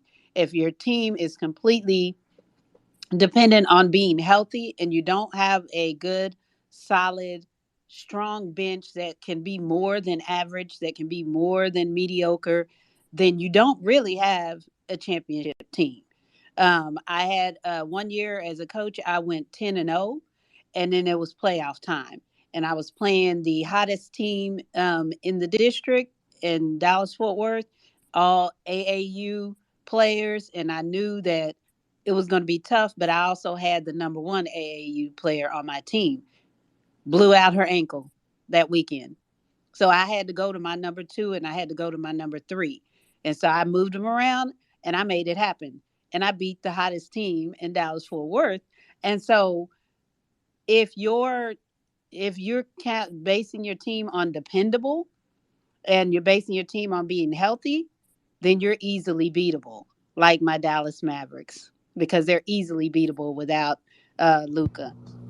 And sorry, go ahead. Oh, no, I was just opening my mic because I thought you were wrapping up. Oh, okay, I am wrapping up. So then my question is, why are we riding for someone? Because they were like, oh, I don't, no Caruso slander. I just came up with this in my head when I watched them play the Dallas Mavericks. Is why are we riding for someone who hasn't given you a reason to ride? Like where is he giving you something that you would ride for him? Plays the extra tough defense, he gets hurt. Serviceable doesn't get hurt the minute you have to use that service too much. And so I'm just saying. Anyway. Sounds like you had a lot of greatness, like Doc Rivers channeled in that AAU and high school matchup. Shout out to you, and shout out to Doc Rivers. Your daily reminder that Doc Rivers is indeed a great coach. Bonkai, keep it 60. Yeah, Chris, Doc Rivers is indeed a great coach. Don't disrespect that man. And I just want to say, the next season, I know it's still a long ways from now because this season isn't over yet, but the matchup between the Bobo Express and Wembayama is going to be so amazing. I can't wait to watch that. I'm going to tell you now, it's going to be one-sided, I think. Regardless of his physical prowess and abilities, there's going to be a steep learning curve for Victor. Bobo, although he's been bounced around, Bobo still had weak practice going up against NBA players. Victor's gone up against some of the best in France. And to be honest, I've watched Serie A. It's like you could throw the G League Ignite over there. They'd be a top 4 team. We'll go to Joe, the historian. We'll go to the pickup card game. Then we'll use this time to go ahead, reset to the last segment. We'll talk to Jay, the Wakanda Tech support, and Malika Walker. Joe, 60 seconds. Go. I just wanted to say something about Nets Twitter. Saying I'm done with them this year because the thing about it is that, saying if somebody has 1 or 2 bad games, it's trade them. They're already in the trade machine. And the thing about Royce O'Neal, they wanted him to do more because we gave up a first round, whatever like that. But that's not on Royce O'Neal. Royce O'Neal been playing like this forever. That's on Sean Marks. So, that's what I'm saying about the Nets Twitter. And my thing is this too, is that I just don't want to talk to anybody who's still in here, a Toronto Raptor fan. I heard this over the weekend. They said that this is not from you, Chris. They said this because you said that Scotty Barnes is the next coming of Michael Carter Jr. and stuff like that. But I heard this over the weekend that Barnes is supposed to be the second coming of LeBron James / Magic Johnson, and that the reason why the Toronto is not going good is because the offense not running through him. So I just want to say, if any Raptors fans here, what y'all think about that? Okay, so before Darius goes completely off, it was Michael Carter Williams. Let me correct him because he used the wrong name. It was Michael Carter Williams, and the reason why is because he's a defensive player with holes in his offensive game that won Rookie of the Year. That was the comparison. Go ahead, Darius. 30 seconds. Yeah, so just about his point about that, like, there's some fan bases in our fan base that thinks that he was going to become like an all-star NBA player. That was not the case. I thought he was going to be, especially we have Fred, OG, and Pascal. He's a 4th option on our team. So you can see from the last game in the Nets game and the game before that, like he's injured before the season with an ankle injury. So you can see that he was not himself in these games. So I'm not trying to make those comparisons, but like I said, I wasn't saying that our fan base is kind of delusional sometimes. But like I said, it's sometimes where you gotta just talk about that. But like I said, I never talked about him like being like a top like a Magic Johnson type of player. Like that was not in my expectation this year for him. So maybe other fan bases are like kind of in their young 20s, so they think that he was gonna be like LeBron James coming in like saving us, but it's not what it was.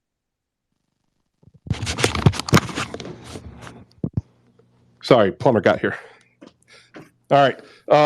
I completely missed all of the points because I had to let him in and take him to where he needs to go. We'll go next to the pickup card game. Pickup, go ahead. Good morning. Hey, good morning, Chris. Good morning, Who Spaces.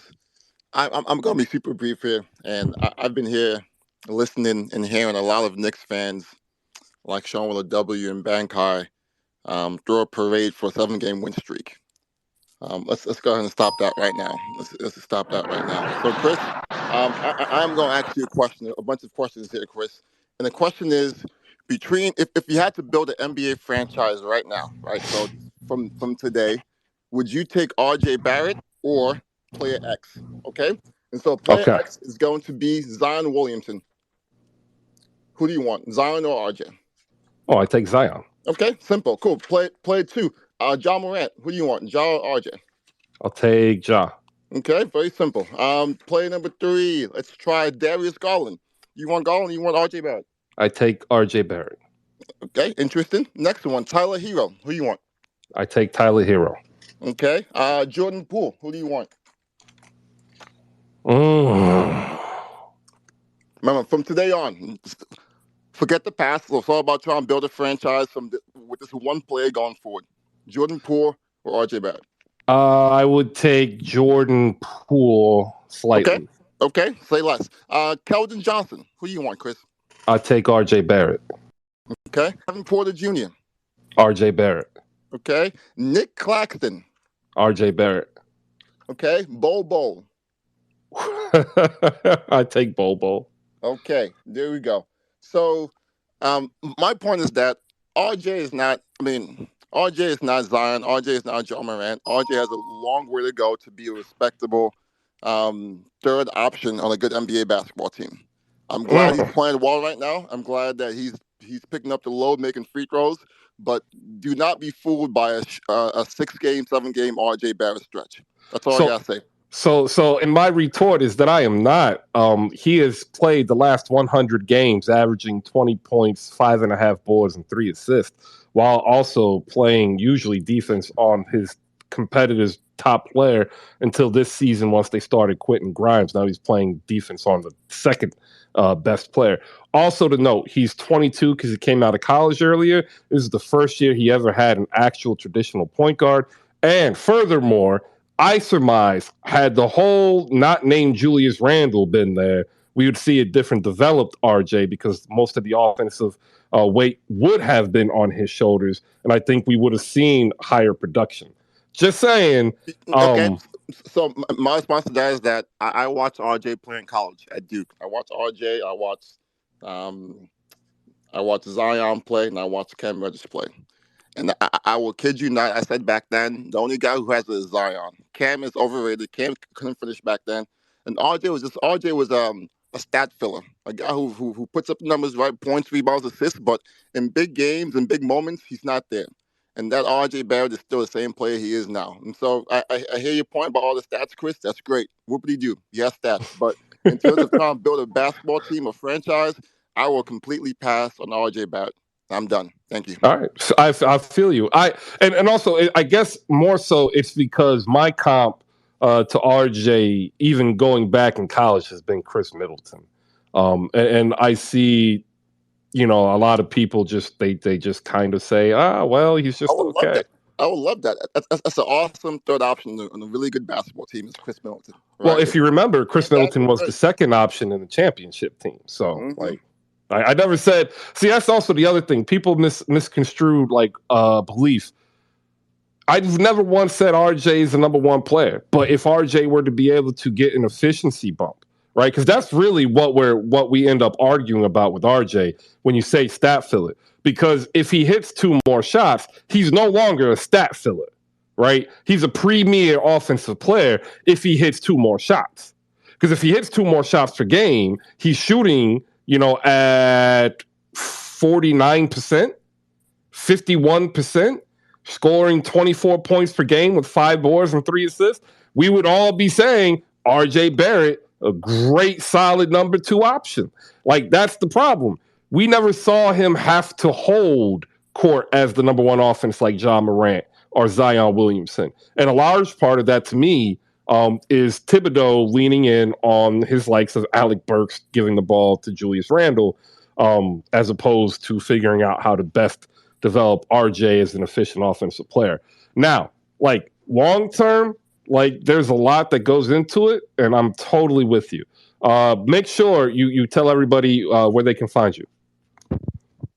For sure, Chris. Thank you. You can find us at Slam Goods. Like Chris said, man, we're really pumped to be working with them and also to sponsor the show. So check us out. Get a copy of the game. Buy some stuff on Slam. Some really amazing creators who are all on that platform. So support them. And last point, Chris, free Kuminga. Okay, free Kuminga. I was so pissed last night seeing that guy play 5 minutes. What the hell's going on, Chris? I digress. Slamgoods.com, pick up card game. Check us out. Also on IG _GameFlow. All right, appreciate it there, Pickup. Make sure you head over there to pick up and Slam Goods. It's definitely something you want to pick up in your life. Darius, your mic is open. I'll give you 30 seconds. Go. Okay, first I have to take a shot at you today because I just saw a tweet from you saying that Fred VanVleet needs to be traded for none. Why would you tweet that? Tell me. Come on, I was just about to give you praise today. You've got to understand. You've got to understand, right? Are they giving the picks to us or what? What's up? Well, yeah, the pick would go to you. Let's How many picks? I don't know. It wasn't my trade. Okay, but you tweeted it, so that means you agreed absolutely. To it. No, that means I want it out there. Doesn't mean I agreed to it. People have to ask. If you want to assume, you go ahead and assume. Like, hey, Jess, I love you. How you doing? Jess is bad. Okay, no problem. Can you put Jay DeWonka? I want to see his take. He's like, we'll get Jay. We're gonna hit this button. I'm gonna do the last read. Ladies and gentlemen, do me the favor, since we've had a wonderful show. Do me the favor of going over to slamgoods.com. You can also go to gameflow.io, right? And if you really want to get technical, gameflow.io/pickup. If you go to there, you'll actually see what this is, and it's phenomenal, right? It just pickup.io. It's all inclusive, right? Black, white, Christian, Muslim, disabled, not disabled, kid, adult, senior. Everybody who loves basketball is represented in this game. I play it at home with my son, right? That's why I've always been, hey, go pick up a copy because it's worth it, because it's worth my time. And if I think it's worth my time, I want to share it. And that's why I always tell you, go over there, use promo code HoopSpaces, save 15%. More stuff is coming too.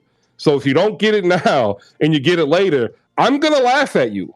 Okay, so whether you think that's judgment or not, I don't care. I will laugh at you because you could have had a first edition for $25. How dope is that? All right, Malika Walker, host of the Rewind Pod, wants to get in a couple of words here. We're going to go ahead and go to her. She's going to promo what she's got coming up on the next edition of the Rewind Pod, plus some takes some of y'all have had. And then we're going to close the show with Jay the Wakandan, who has survived Jackson State football, all right? Survived. It was rough yesterday. Malika, good morning. Good morning. Good afternoon. And I have a few shows. I have a show talking about the Larry Bird era of the Boston Celtics coming up this Thursday or Friday. Just going to find somebody to do that with and discuss the Larry Bird era. Was voted on by folks. I have a show coming up on JUCO.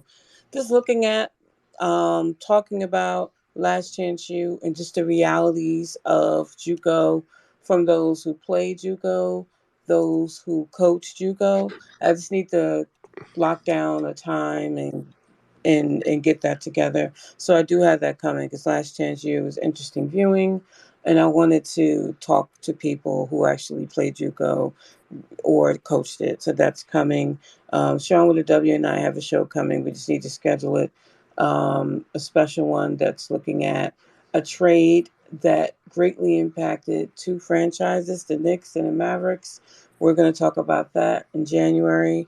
And I have some other content coming regarding other franchises and other players that from the history of hoops history. And I also have a show I'm planning on Walter Payton because I just feel like I don't hear his name enough when we talk about some of the greatest in the game.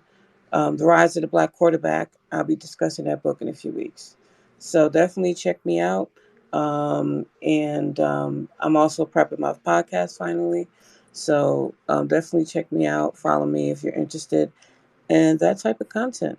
And I'm a Nets fan, but I'll tweet about the Nets, but don't hold that against me. Thanks. All right. Make sure you shoot her a follow. We met on Clubhouse. She and Nat, who's down below, Reese Rebel 31 is the handle. Hoop Spaces Ryan, who's down below. Sean with the W. Gosh, like it's been over a year. We all came together after I said, "Hey, look, we got this opportunity here." And what I said at that point was my main goal was to help make sure that everybody was put in a positive position to obtain a dream or a reality, covering the passion that they have for sports. And I tell you, like, I wake up every day, we open up and we talk basketball, but like I'm just happy to see the success that we've seen. We've seen Nat in Golden Spaces succeed. We've seen Sean now at Knicks Film School succeed. Said has succeeded in more ways than I can't even tell you here. And I tell you, it feels good because Malik is going to be the next one, y'all. So make sure you tap in now. It's something that we've lost, and it's the ability to have that, personal conversation about the past, to keep ourselves accountable to ourselves. Because you know what? I ain't gonna lie. Some of us forget what it was like when we were watching Larry Bird. And some of us forget how good Larry Bird really was. And some of y'all have never seen him, and it's a shame. It really is. Make sure And you also, tap Chris, in. are we looking Yeah. at these players in a vacuum and not being honest about their talents? Like, are they like the Incredible Hulk, or can we humanize them and look at their skill level and have an open, honest conversation? And and this is a show I want to have just since a lot of people are going to be on break. Can you really discuss players outside of their era when you look at the rules and what they had available to them in terms of training and technology? Is it fair to compare players across eras? I don't think so. And I want to have a discussion on comparing players across eras and why that is done so much. I know it's for talk, but is it really fair? And I want to have that conversation because with Larry Bird, I just don't think it is. All right. I agree. A lot of it, whether we like to admit it or not, there's some colorism in here. It really is. When we compare players at skill, it's just ingrained now within culture because of the success that we have had in our culture in terms of the NBA, that we oftentimes negatively view players like Larry Bird, players like Mark Price, players like Craig Elo, players like Tyler Hero, players like DeMontis Sabonis, players like Arvydas Sabonis. Even when some of the greatest that ever played this sport will tell you Larry Bird was a walking bucket and a Hall of Famer from day one to day, T minus whatever he timed retired. All right. We're going to get to Jada Wakanen, but I got a couple of closing notes here. The review is on pause because Twitter has elected to discontinue review, which is hilarious. It's hilarious two ways. If you see the white circle with Hoop Spaces on it, that is Hoop Spaces Ryan. He has been wanting me to write. He's been wanting me to do this. And then when I finally get in a position of comfortable, they say no more. We will continue to do it. We're going to be moving over to Substack to continue the daily review. The issue is holiday and time. I got a couple other things that I need to do.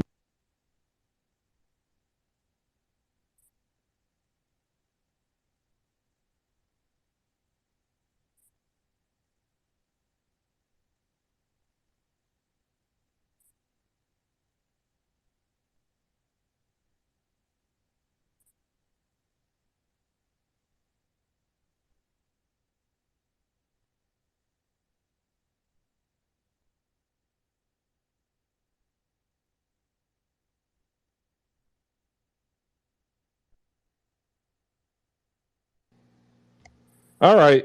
You guys still here? Yep. That was fun. For whatever reason, I was dropped from the space. Oh, that's Yeah, crazy. man. I'm glad I was able to pop back up. All right. I wanted to get a couple of notes. They dropped you from your own space? Say what? They dropped you from your own space? No, like Twitter just crashed. Oh, okay. If you see Hoops Faces Ryan down below, I don't know where I crashed out of. He'd been wanting me to write, and we started writing. We put it on the website. I paused that because we did the review. 209 of y'all have made my day every day. I will learn how to format the Substack to the way that I want it sometime over the holiday break. We will pick up the daily newsletter sometime after Christmas, before New Year's. That's talking point number one. Talking point number two, if you are below with the likes of like Evan and a couple other of you who've reached out, like JB as well, and you want to write, we'll have that up also after the first of the year. Wednesday, I will drop the link for the hoodies and some T-shirts. And as well, if you have kids, you can go ahead and get them a plushie as well. So that'll be dropping Wednesday. There was another note that I had, and I had completely forgot it because they kicked me out. And there, boom. All right. Jay the Wakandan, who has been as kind to us as he has been to everybody in terms of building this community. He's always in my DM giving me positivity. I appreciate that for him. Wanted to make sure to give him some time because he did just finally survive the championship game in the SWAC. Jay, floor is yours. Hey, what's going on, man? It's still Jackson State by 40, but congratulations to North Carolina Central. Fantastic game, even from an objective point of view. You can't really ask much more out of a football game.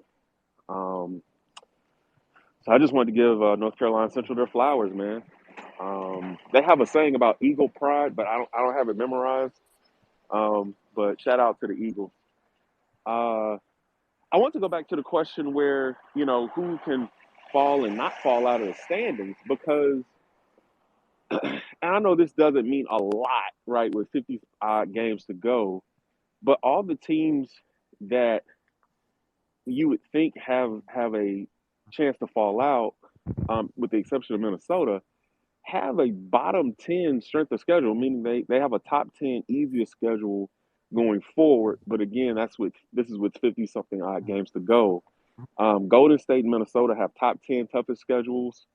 Obviously with the injuries to Steph Curry and Cat, that would make those stretches more difficult to navigate. But Utah and Portland have easy schedules relatively to their peers to navigate over the next 50 games. And so there is a world where Danny Ainge decides that he's going to use one of the Minnesota picks or a couple of the Minnesota picks and go get something else to make Utah better. Because if he can be better, then he can kind of make Minnesota's draft pick more and more valuable by being better than Minnesota, right? They performed too well to be serious contenders for a top 3 spot. And I think the way the trade market is going to be set up, and by a lot of teams not owning their pick outright, I don't think that the market is going to be what we want the market to be come January. And then the other thing is about the Raptors. They need rebounding. I was in a space with Fahim and Nelly earlier this week, and they're one of the worst defensive rebounding teams in the league, albeit they're one of the best offensive rebounding teams in the league. And they're also in a shooting slump. And so if they were going to make a trade, I would suggest they make a trade with the Spurs and try to get Portal and Dougie McBucket on their team. Dougie would provide the shooting. Portal would provide the rebounding. Now together, they could get away with Fred and 2 picks, but obviously with the leadership and the chemistry of that locker room, I assume that Fred is off the table, but they would have to figure out how to trade $20 to $25 million to make those 2 players happen, plus whatever pick compensation San Antonio with Townsend. Grizzlies first place in the West. Their ideal starting 5 hasn't played a minute this season. And the Pelicans being better without Brandon Ingram was always silly. It reminded me last year of what y'all was saying about Ja when the Grizzlies were on that incredible run. And so the NBA is in a great place. The parity is amazing. I think the parity in the league screams that it's time. We're ready for expansion. And so happy holidays, man. I hope everybody stays warm during the cold snap because it's about to get real. Like there's a cold snap and then there's just bitterness, and what we're getting is bitterness. Definitely not a cold snap. I want to make sure Mike from OC could come in and get his thoughts about Larry Bird in here as well before we get ready to sign off on an early show. The plumber got here a little bit early, and we're going to go ahead and get started. Mike, thank you for stopping by again. What are your thoughts on Larry Legend? I'm sorry, I missed the whole Larry Bird thing. Are we just talking about Larry in general or something going on? Well, Malika's got a show coming up, and you know, we were talking that a lot of people now of a certain age never saw him play, and then people my age, right? Yeah. A lot of them who were not, they're not as big a fan of the NBA as others. Like the memory fades, and they're fading Larry Bird's memory. And like I'm trying to tell people, like Larry Bird, if he was in today's NBA, would still be doing what Larry Bird did in the 70s and 80s. Like he was that good. He was that good, you know. And Chris, you know me. I mean, I despise the Celtics. Everything about the Celtics. I do too. I'm a Sixers fan. I mean, I can't stand them either. Celtics hate the Lakers. Lakers hate the Celtics. The fan, you know, this is the way it is. That's what makes it fun. But Larry was just incredible. He was a killer out there, as competitive as any guy we've seen. I mean, he's up there with that Kobe and that Jordan, that intensity, you know, and he was just a deadly shooter, just deadly. I mean, he would just thrive in today's NBA. He'd be like, you know, putting shots up all over the court. I mean, smart, the passing, the drives. I mean, the drive to succeed, the shooting. He was that great. I mean, listen, we talked about this. He and Magic saved the NBA, literally saved the NBA. I don't have to be an NBA without these guys. I mean, the league was so down, so just terrible in terms of TV ratings, low attendance, drugs all over the league. You know, it was just a mess before Larry and Magic came in there. It was just a godsend. They both ended up there. But Larry, listen, anybody that forgets any players, it's shameful. And that's, Chris, you're absolutely right. It drives me nuts just because I'm old and I've seen it all. But even Magic and even guys in that, or even Kareem, my hair is getting minimized. What are we talking about? These are the all-time greats. You got to do your homework. You got to look at the games. I mean, I've seen all the games. So I don't look.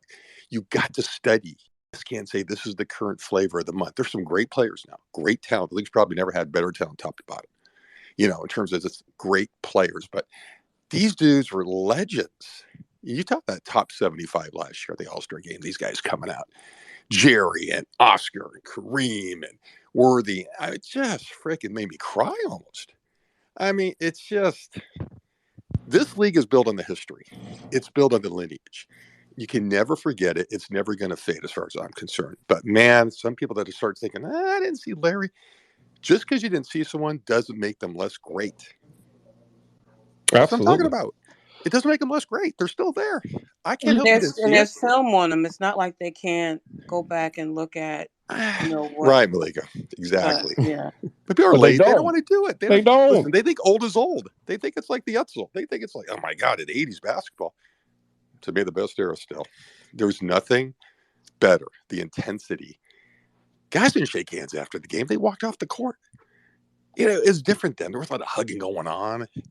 Agents, Clutch represents this guy and this guy all hug after the game. You walked off that damn court. You had the Michael, you had the Isaiah thing going on. Even, Magic and Isaiah after they, that 88.